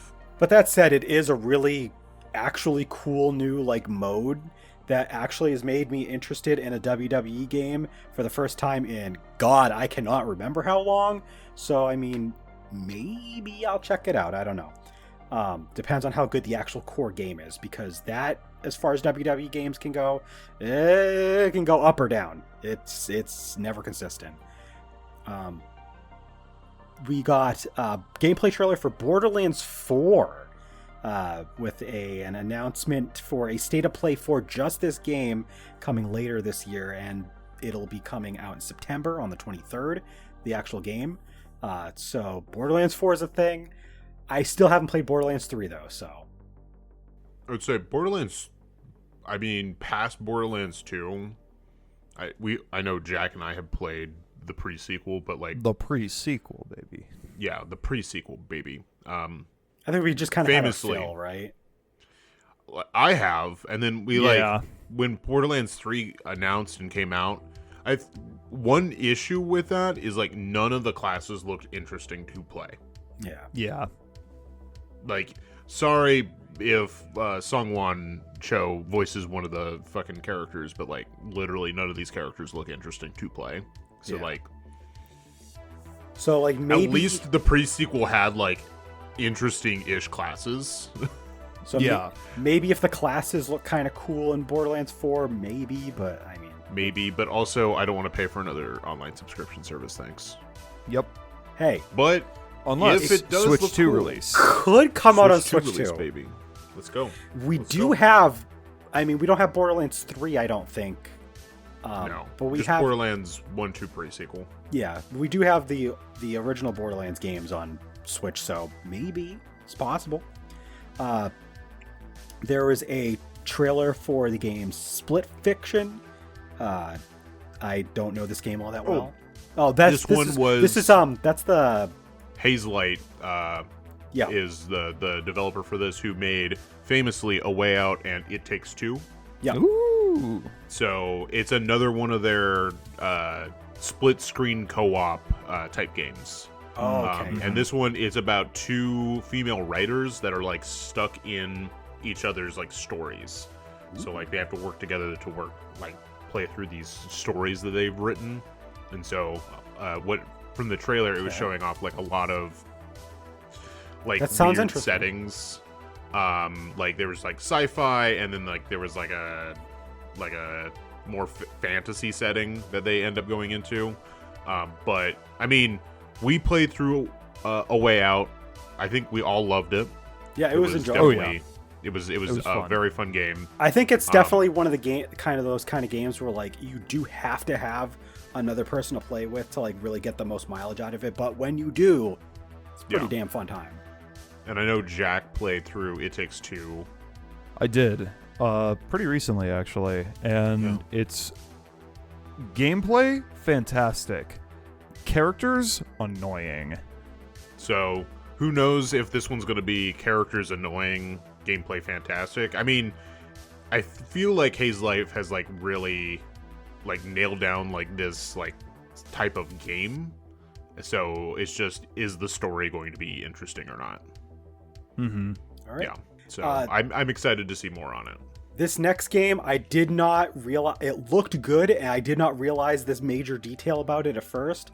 But we've got Directive 8020 launching on October 2nd. That is a new Dark Pictures game. Let's fucking go! The game already looked pretty good, and then when I saw there was a Dark Pictures game afterwards, oh, let's fucking go. It could be total shit, and it'll still be a fun time to play through. Yeah, Spookfest, baby. Let's fucking go. Spookfest. It comes out in early time. enough. It comes out early enough that, because that's a October Thursday 2nd. that it comes out. Yeah, So we could feasibly start that like the following week and finish it before the month is over. Could start it that night. I mean, well, it depends. Sorry, Katie, but it's always been Dark Pictures with Dark me. Pictures is, as long as they continue to make Dark Pictures games, we will play them for Spookfest. Yeah. Yeah. Even though technically The Quarry wasn't a Dark Pictures game. It just has to be no. It has to be a Supermassive Games game has to release. I mean, maybe if there is time, we did talk like off stream, like maybe Crow Country will still fit in there, but like they dropped this. They dropped this. This has to happen. Like, sorry. We've known about this too. Like, oh yeah, we knew it was gonna come out, but we didn't know the date. We didn't know it was gonna be out in new. time. And, you know, sometimes they release this shit like at the end of October, but this one got it in. They're squeezing it in. This is going to be the first time It's almost like they first knew. time since I think Until Dawn that we actually play a Supermassive game the same year it comes out. Yeah. We've been behind a little bit. Yeah. But that's fine. The next game that we saw was the reveal of a new Five Nights at Freddy's launching on June 13th. Pass. We got a new trailer for the game Midnight Walk. The Midnight Walk. I don't know all that much about this one. It looked weird. Yeah. So pass. The next game, Konami, of all companies, this publisher that is hated, despised, is usually the most absolute pieces of shit. They are publishing a game called Darwin's Paradox, and it's the cutest looking game about a fucking a squid, octopus. Like you're venturing around. You're just venturing around. And it's like, it looks really good. How is this a Konami game? I refuse to believe that Konami had anything to do with it. Yeah, no, they definitely just published this and did not have anything to do with the actual development. I'm surprised. It looks really fun. I'm just even surprised they published this. Like, Konami even publishing a good new IP? What is this? But yeah, it looks really good, though. It looks fun. Like, this actually looks like a game that, depending on price point, I'm interested in grabbing it. Like, it looks fun. So, there was a reveal of Koei Tecmo game called Warriors Abyss, which is actually out now. It's a roguelike. I don't know much about it, but yeah, that is revealed and it's out, so you can play it, I guess. There was a back-to-back reveal. We got trailer for Onimusha 2 Samurai's Destiny. That's a remaster of Onimusha 2 that's launching on May 23rd. So we got a re-release of Onimusha 2 for current platforms. It's actually on PS4, interestingly. But we also got a trailer for a new Onimusha Way of the Sword, which is not going to be out this year. It will not be out till next year. But we got 2 Onimusha games coming out. If you happen to be a fan of that series, you must be eating pretty good right now. I think it's funny that we're far enough into 2025 that we're already looking forward to 2026 releases. It's weird. It's the middle of February and we're already getting reveals for next year. This reminds me of, I can't remember which year it was, but there was like this one year, right, where like I think Microsoft and Sony were like doing, I think E3 was still a thing at the time, and they were just like every game they were revealing was like next year. It was like, what's even coming out this year? But thankfully there was only a couple games that were like that in this state of play. It's just funny that there's games being revealed at all for next year in this state of play this early in the year, but whatever.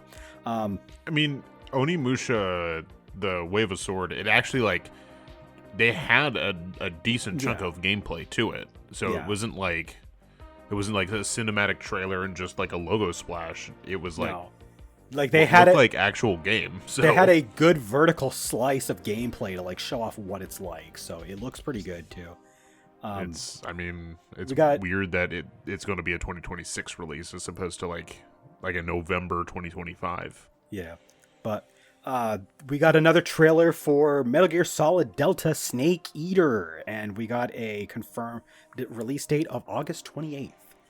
Cloud's favorite game announced. I'm so shown off at least. No, I'm so mad. So like this game, if you don't know, back on the PS2, this game and Ape Escape 3 had a collab, and they had a sub game that you would basically play the other game flavored in like that. So like you would like catch monkeys in Snake Eater, and then in Ape Escape 3 you got to play as a monkey in a stealth game like Metal Gear Solid 1. And so at the end of the trailer they showed off the monkey, and I like got really excited for a second, and then I remembered, no, this is just part of Snake Eater. Don't fucking do this to me, Sony.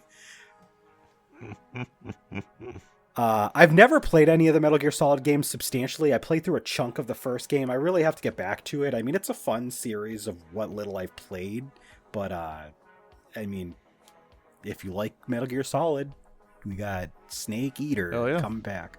Yep. We got another trailer for Hell Is Us, and they confirmed a release date of September 4th. I wasn't really too interested in this one from what I was seeing. I was like, okay. Pass. Yeah. There was a trailer for DLC for Lies of P, being titled Lies of P Overture. So you got a glimpse at that DLC that's coming out. I never played Lies of P. It's because it's a Souls-like. It is a Souls-like. I did catch that from the trailer. But yeah. Like Al says, I like that the Xbox version is getting Bomberman instead of Ape Escape. I did not know that. That is weird. Okay. There was a announcement and trailer for a game, a very interesting game called Dreams of Another, which is it's like and it's also going to support the PSVR 2, but that doesn't really matter to any of us. But it's like it's one of those like world generative games where like the world is formed around you, but the twist is you shoot the world around you to form it. Like it's a shooter, and the world is like very vague looking, and as you shoot stuff, it just kind of like stuff like is created, and it looks really fascinating. But yeah, I don't know how else to explain it. It's a weird looking game, but I thought it looked cool. I thought it was interesting. So like you can even use like different kinds of guns too. Like there's a rocket launcher, a grenade launcher, or whatever. There's like a submachine gun. Like you got a bunch of different guns. So it's going to be interesting how that affects like the world creation, the world generation in this game. But yeah, it looked pretty cool. Lynn, did you have any thoughts on it? It was like the third most interesting thing. I feel like. Yeah, I mean, there's. Well, actually, maybe fourth. I actually am looking forward to a couple games. There's actually like some games. We'll get to it. We'll talk more about like general thoughts, but to keep going, we have the Days Gone remaster, which was I'd heard like rumors and stuff about this, but we got that's going to be coming out on PS5 on April 25th. So yeah. Why? That's what that's what I said to Landon before we started. No one likes this fucking game. Days Gone sucks ass, and we're getting a remaster? This is like a waste of money. This is a waste of resources. You can play the PS4 version on your fucking PS5. Why do we need a goddamn Days Gone remastered? Fuck you. And it's on my birthday, too. Yeah, it is out on his birthday, yeah. What's left of the PS4 like Sony first party that has not been remastered? And to, it's PS5? Knack. It's Knack. Yeah, it's in the order 1886 or whatever. Al said that Jack should rant more often, and honestly, I agree. This is a Jack that I miss hearing. Like this is scream and shout and let it all out. But yeah, like, and I agree with Jack. Like, I've said this before in other podcasts. Sony keeps on putting out these remasters of games that are literally playable by putting the PS4 disc in your PS5. What the fuck? And like, it's you can get performance boosts from these games on PS5. Like, why do you need a full fucking remaster? It's so stupid. Like, this is a waste of tax dollars. That's all I have to say. Like, it's a tax write-off. That's what it is. It really is. It really is. Shit is stupid. Meanwhile, no Sly or Ape escape. Yep. But anyway, let's move on. There was a DLC coming up for Stellar Blade revealed that using the Goddess of Victory Nikke game. So they're doing like a collab for that. I mean, it's cool if you like that sort of thing. Stellar Blade, I have heard good things about as a game, but I don't think I would even buy this DLC even if I do get to play the game.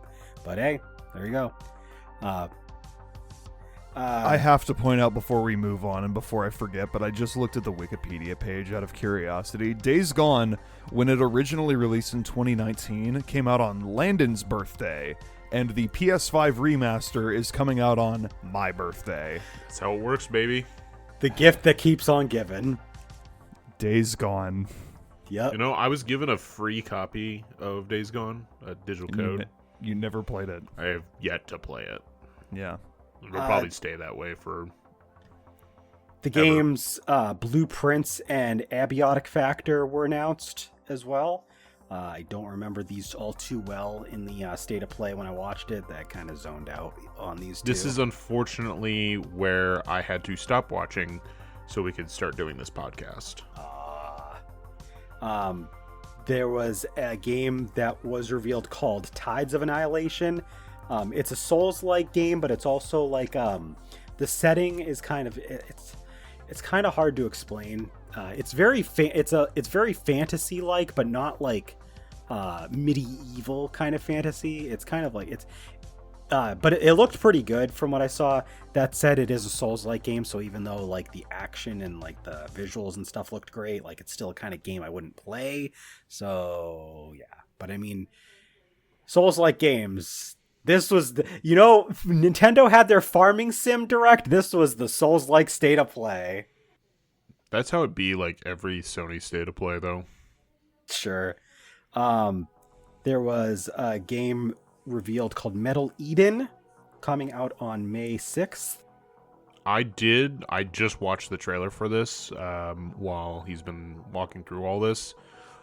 It actually looks interesting, and as long as it's not focusing a whole lot on like multiplayer and is like a single player first person shooter, I can see myself actually enjoying this. Oh, I remember like this game Titanfall now, 2. Yeah. Yeah. This one looks interesting. Jack, did you take a chance to look at this one at all? It is supposed to be geared more towards like you have like a unit of people that are like working together, but like it's called Metal Eden. The trailer. There is a link. There's a trailer for it in the link that I posted previously in our private Discord. I'll just look it up.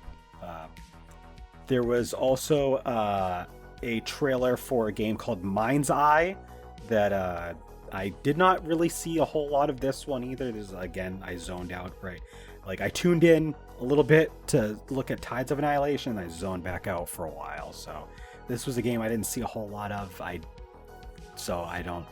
It has driving and combat. I do remember seeing like bits and pieces where like you can get out and you can fire weapons. It feels kind of like from what I saw, it looked kind of like I wouldn't say post-apocalyptic version of GTA, but like it's definitely got that vibe where like you have like you have a threat that's kind of ravaging the area, but you happen to have like Grand Theft Auto style gameplay in there too. It's weird, but I mean, yeah, it was sure. And then the last thing that was revealed at this state of play, not GTA 5, get fucked, people. Whoever was GTA 5 is getting revealed for the first time. I meant GTA 6. God damn it! GTA 6 was not at this state of play at all. Instead, we actually got a reveal for a new game called Soros, which is going to be a first-party Sony title. From Sony can make this? From I believe this. They mentioned in the in their like they had like somebody on. It sounded like the people from Returnal are doing this game, and that's going to be coming out next year as well. So if you are a big fan of Returnal, which I heard at the time that came out was kind of a big game for people that did like that, this is the next project from them. You got Soros, and it looked kind of interesting, but I mean, it definitely is a game I'm not personally would play, but it's something. Once again, no GTA 6, so good.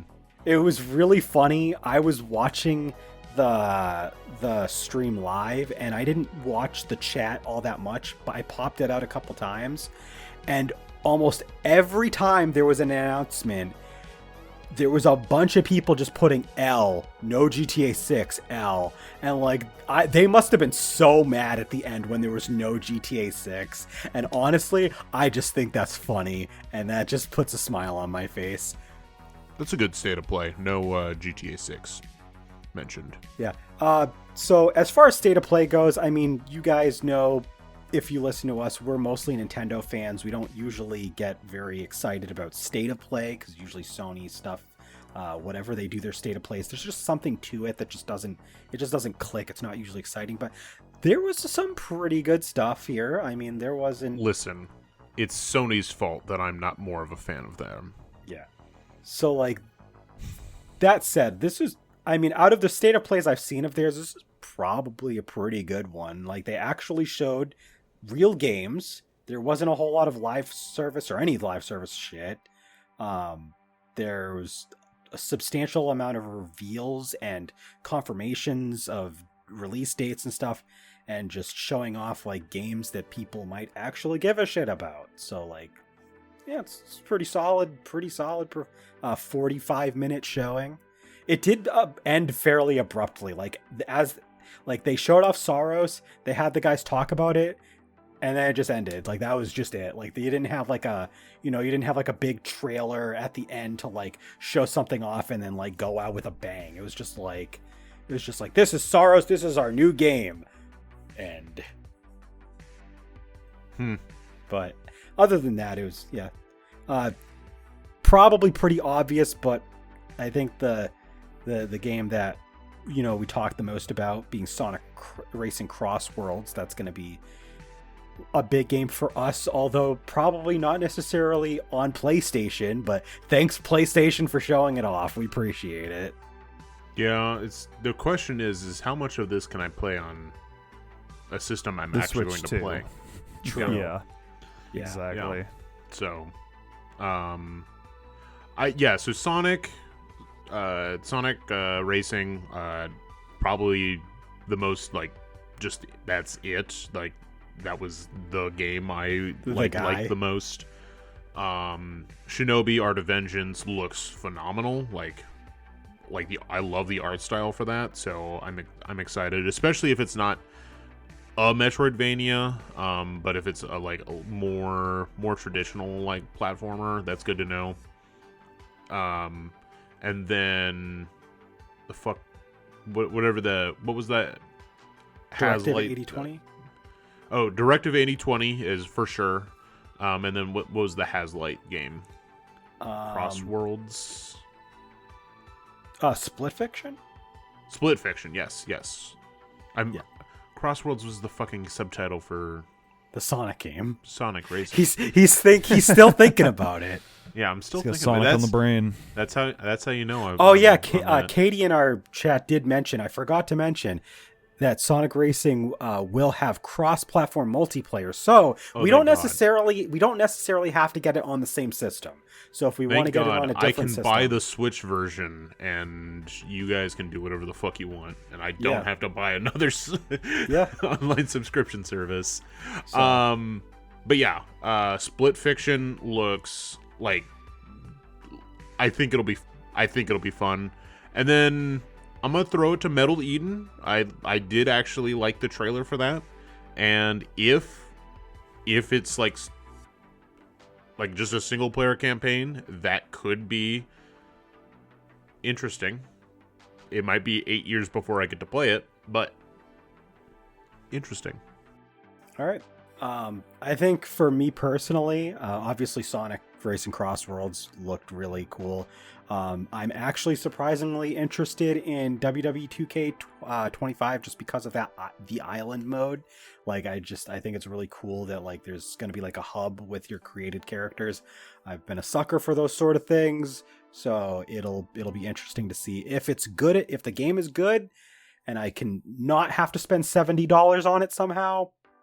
Then I might just be getting a WWE game in current year. So you can steal it. And then there's maybe not to play, but I definitely want to at least watch Landon play through Directive 8020. Like that is, I mean, I've loved watching him play through like all the other. I am now a backseat Dark Pictures game enjoyer. To be fair, it's a game you don't have to play yourself to get the game experience. Exactly. I've never played a Dark Pictures game, and I love all of them. Yeah, so like, I'm it's excited like me for that. and the Great Ace Attorney. I've not played that game, and yet that's like one of my top 20 Switch games of all time. Yep. Yeah. I mentioned this earlier, but I am intrigued by Dreams of Another. I think it's really weird and wacky based on like how the concept works, so that's going to be cool. And yeah, those are like the big ones for me. I mean, there was other ones that I was like passingly like but like none of the others were like the ones that I mentioned are the games that I at least have an interest in playing. So those are the ones that I'm interested in. So, Jack, for you, what stuck out for you? Did you actually get to watch it at all, or are you just kind of going through based on the reveals? I did not. I'm just like kind of right? selectively watching trailers as we're talking about them. Okay, I mean that's fine. That helps you catch up. Yeah. Based on what we've talked about, though, anything sticking out for you? Obviously, Shinobi. Days Gone Remastered is his highlight. Yeah. His raging at the existence of a remaster of Days Gone is a highlight. It's just a waste. Yeah. You know? But yeah, no, I watched the trailer for fucking fuck is it called? I just watched it. The describe the game. Metal. Oh my god. It's Split like Fiction? Titanfall. Oh, a No, Metal It's Eden. Metal Eden. Metal Eden, yeah. It looks cool. Yeah, Okay. I like. got- It looks like it could be a decent first-person shooter. It's like it's got wall jumps and wall running and a grappling hook, so it looks like movement is like a big part of the gameplay, which is good. It's good to have that in a first-person shooter, in my opinion.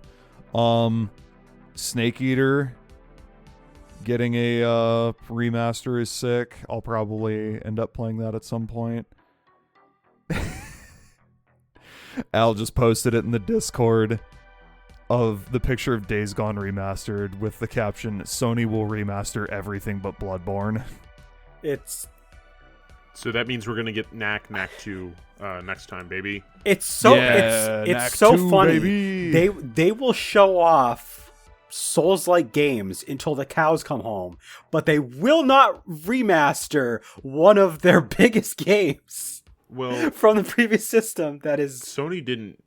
It's not a Sony developed game. It's True. a From Software game, so it's- true, but you would I think think, it's really up to From Software. but you know that they could like negotiate. It's not like Sony has no leverage to talk to From Software about doing such a thing. Like Well- these things don't just exist in a vacuum. Like they could be. They could be like, hey, FromSoft, can you remaster that game? And then like they could like negotiate like all that sort of things. So it's just funny to me that they just will not do that. They're too busy making Days Gone Elden remaster. Ring. Well, no, I was going to say Elden Ring DLC. Oh, for- you're talking about FromSoft, yeah.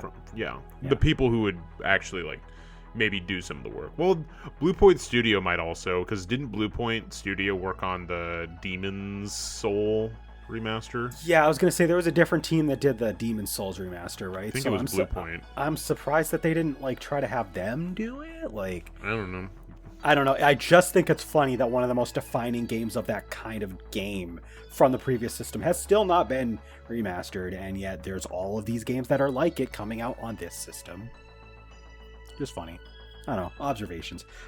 So that is everything that we were going to talk about here, but did we want to talk about anything new with us? It's been a couple of weeks. We might have some cool new news we might want to drop and just kind of say, just share with the class.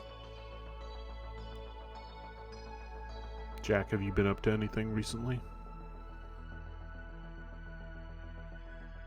He's looking. Not really. I don't know if I've mentioned it on stream yet or not. Bethany and I have been playing through Super Mario 3D World together. I definitely haven't been in a stream where you've said such a thing, so that's pretty cool. How's that going?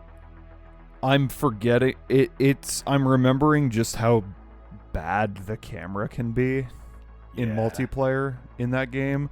Like specifically when it comes to which character it wants to track at a given moment. Like, I feel like it's easier to play online multiplayer with 3D World because, like, I don't know if the camera is the same for the 2-player or 2+ players, or if it's like different depending on whose perspective it is. I But don't remember us running into very many camera issues when we played through it online. I was gonna say, I was gonna say, but, if like, I- I don't know. There have been like some instances where like one of us like falls off the edge and the camera will just like follow the person falling off. Yeah, so I actually think I remember. So when it comes to online multiplayer, the camera tends to focus on whatever, your own screen. But it Yeah. tries to divvy up like where the camera focus is when you're playing on co-op, like in-person co-op. And I do remember I Yeah. played this game with my ex, and I've also played it with one of my friends when it was back on the Wii U. And there's just aspects of it where like if like somebody's trying to do a certain thing, the camera might like try to back up and capture everything. And there might be other times where the camera tries to focus in too far on one character and it leaves the other one behind, and then they kind of get left behind points. I think it doesn't usually come up too bad. I know one specific level though is those segments where you have to do like the dash panels and you can't stop moving. If you're doing that on like in-person co-op, that can be a fucking pain in the ass because you both have to be doing it and you both have to be controlling it properly, or else the camera is a little weird with that. But yeah, no, I got what you're saying about it. It's been fun though. It's just sometimes the camera can be frustrating, and like who the camera is focusing on is not necessarily the person in the heat of the moment that needs to be focused on. Have you guys only been playing the main 3D World game, or have you guys bounced between Bowser's Fury? We haven't touched Bowser's Fury. I mean, Bowser's Fury is like a primarily single player game anyway, It is. so There's like a way. There's like a way to do like a multiplayer aspect to it, but yeah, it's largely just like a. there is. It's but kind of like a it's the Mario equivalent Galaxy of, style kind of thing, where like the other Pretty person has much, minimal yeah. control. Yeah, Yeah. but anything else? But it's been fun. I have not been doing much else lately. The seasonal depression has been. Hitting hard. I wouldn't say like depression necessarily, but I've just a lack of motivation to do shit lately because of the weather. Well, depression can take different forms. You're not necessarily sad, but it's just kind of like a bummer kind of, feeling, Just Yeah, not really. that's pretty much how I feel all the time when it's cold out. So, I got that. but yeah, not too much else has been going on lately. Generally, like January and February are pretty slow months in general. So, Okay. I don't have too much new on my end either. I believe I said this in a previous... Maybe I did. But I've been playing... I got back to Dragon Ball Xenoverse 2 on my PC with mods, so I've been playing that quite a bit. I'm still grinding in Dragon Quest 9 on DS because I'm still trying to get all of the stuff that I want to like equip to my characters before I like finish the game up. But I'm pretty much right near the end of the game. I just have like a couple areas to go to, so I'm gonna do it eventually. I'm definitely gonna be finishing it up soon. I think it is funny though that I have definitely paid way more attention to that game than I have Final Fantasy VIII. I have all but not even touched Final Fantasy VIII lately, so that's pretty funny. Good. And then the last thing that's interesting is I did get back my tax return money, so I'm saving most of it aside, but I decided to splurge and I ordered myself an analog pocket. So that's going to be coming in a few days. By the time this podcast is out to other platforms, I'll already have had it. So I'll like give my little review in an upcoming episode. I'm excited though. Like I've wanted this thing. It's not something I like just kind of spur the moment thought of like getting. I've been thinking about it since I knew about it, and I finally had the money, and I'm like, okay, I'm gonna get it. So I'm excited to finally get my hands on it. So I'm looking forward to it. Lennon, have you gotten the analog pocket that I ordered for you? No, I'm still waiting though. Okay, I'm gonna wait patiently. Keep on waiting. Yeah, Keep I'm doing on it. waiting. It'll be there soon, buddy. I know that my good friend Jack would never let me down. Ever. He would never lie to you about getting such an And- important gift for you. I never would. Landon, what's new with you? Cut to the next episode. actually, where Jack has fucked me in the butt. One other thing, viewers might have seen like a glimpse of it. It's kind of hard to tell because of how we have our cameras. But I have a second cat now at the moment because... I'm sorry. Some stuff came up, so my girlfriend grabbed the cat that was staying with her mom and brought him here. And Sneezy does not like him.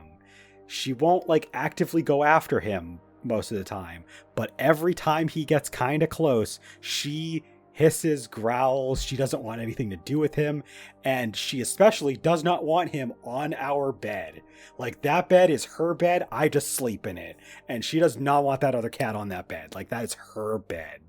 But thankfully, like, he's had this room where we do our podcast. He's had this room mostly to himself. So he has, everything he needs. He's a little mischievous. He likes to climb up on stuff.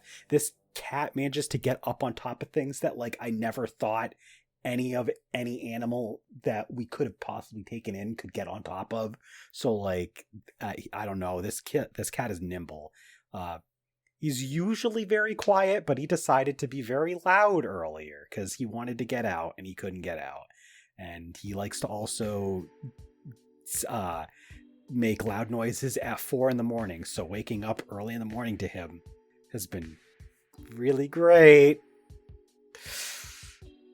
Other than that, he's nice. He's usually well behaved. He's friendly. He's, just having 2 cats and one of them really doesn't like the other one has been very interesting to try to keep in check.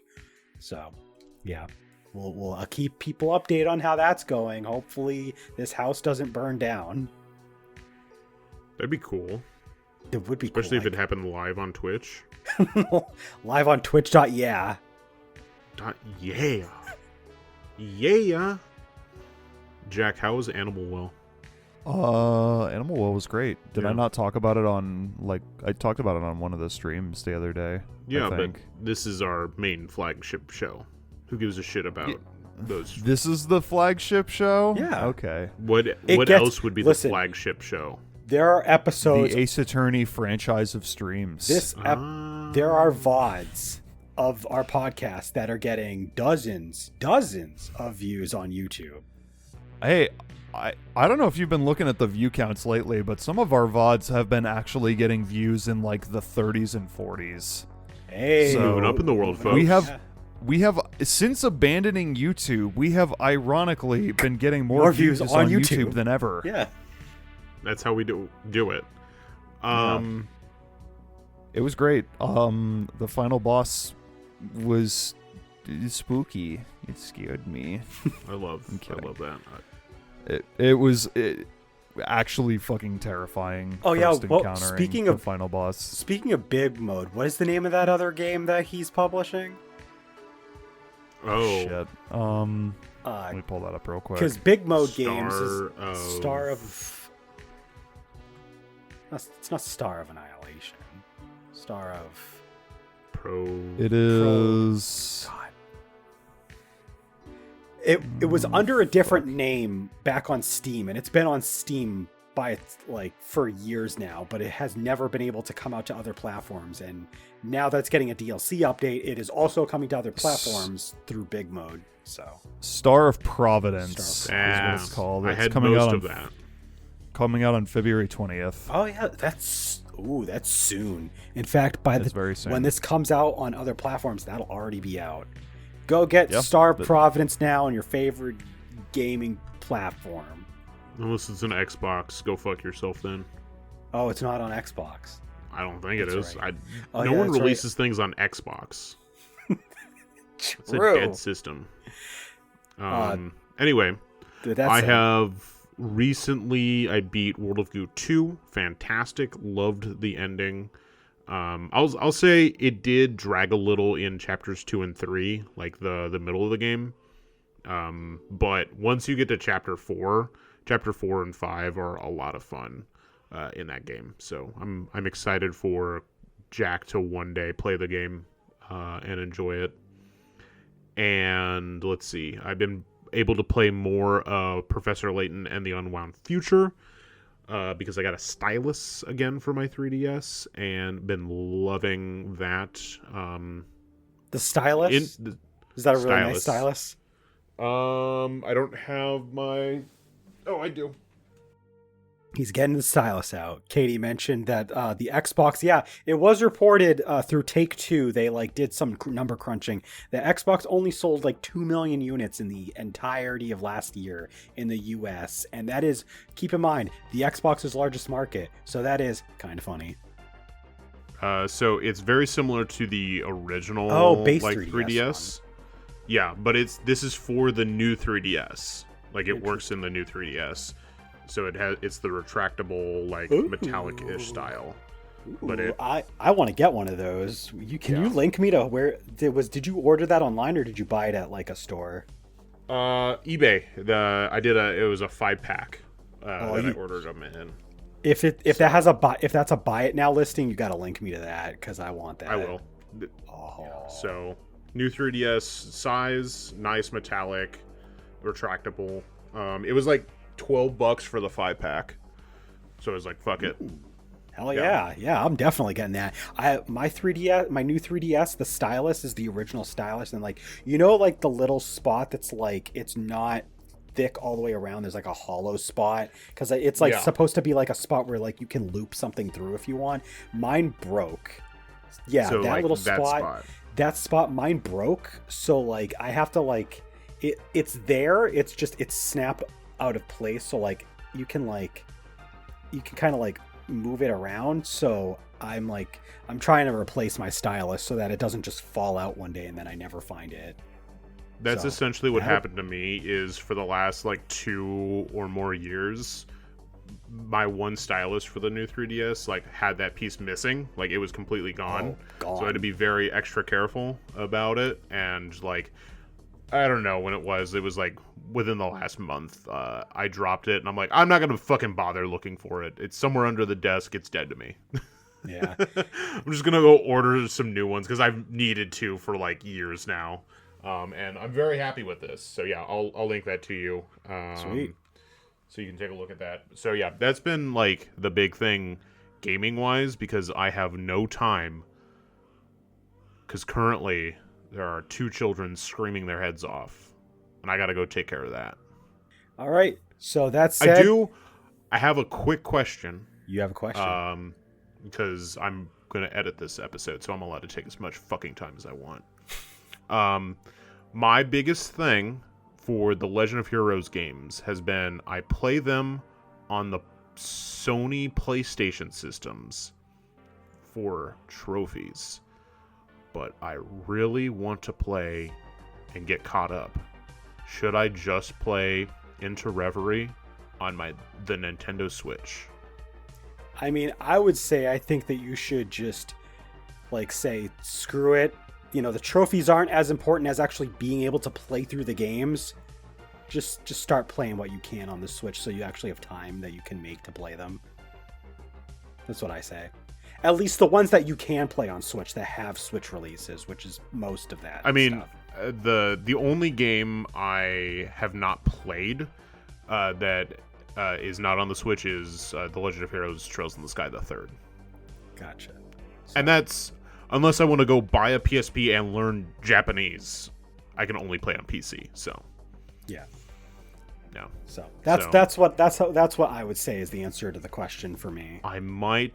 I've been mulling it over. I might actually, because Daybreak 2 literally comes out in 2 days. In Japan? No.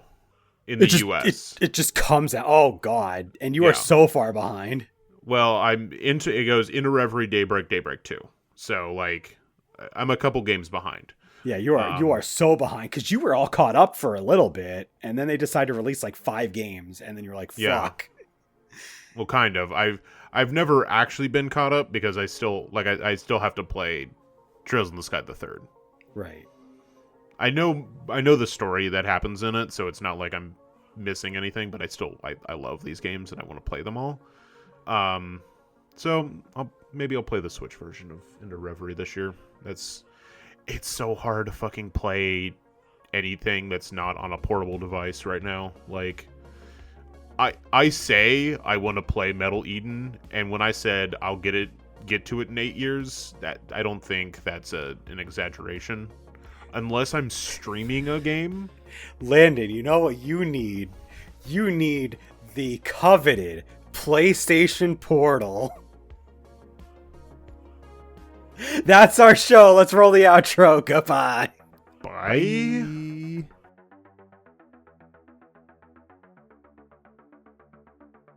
Thank you for listening to the GamingStooges Talks podcast. If you enjoyed us, consider subscribing to our podcast RSS feed or follow us on youtube.com/GamingStooges and twitch.tv/GamingStooges for more gaming content.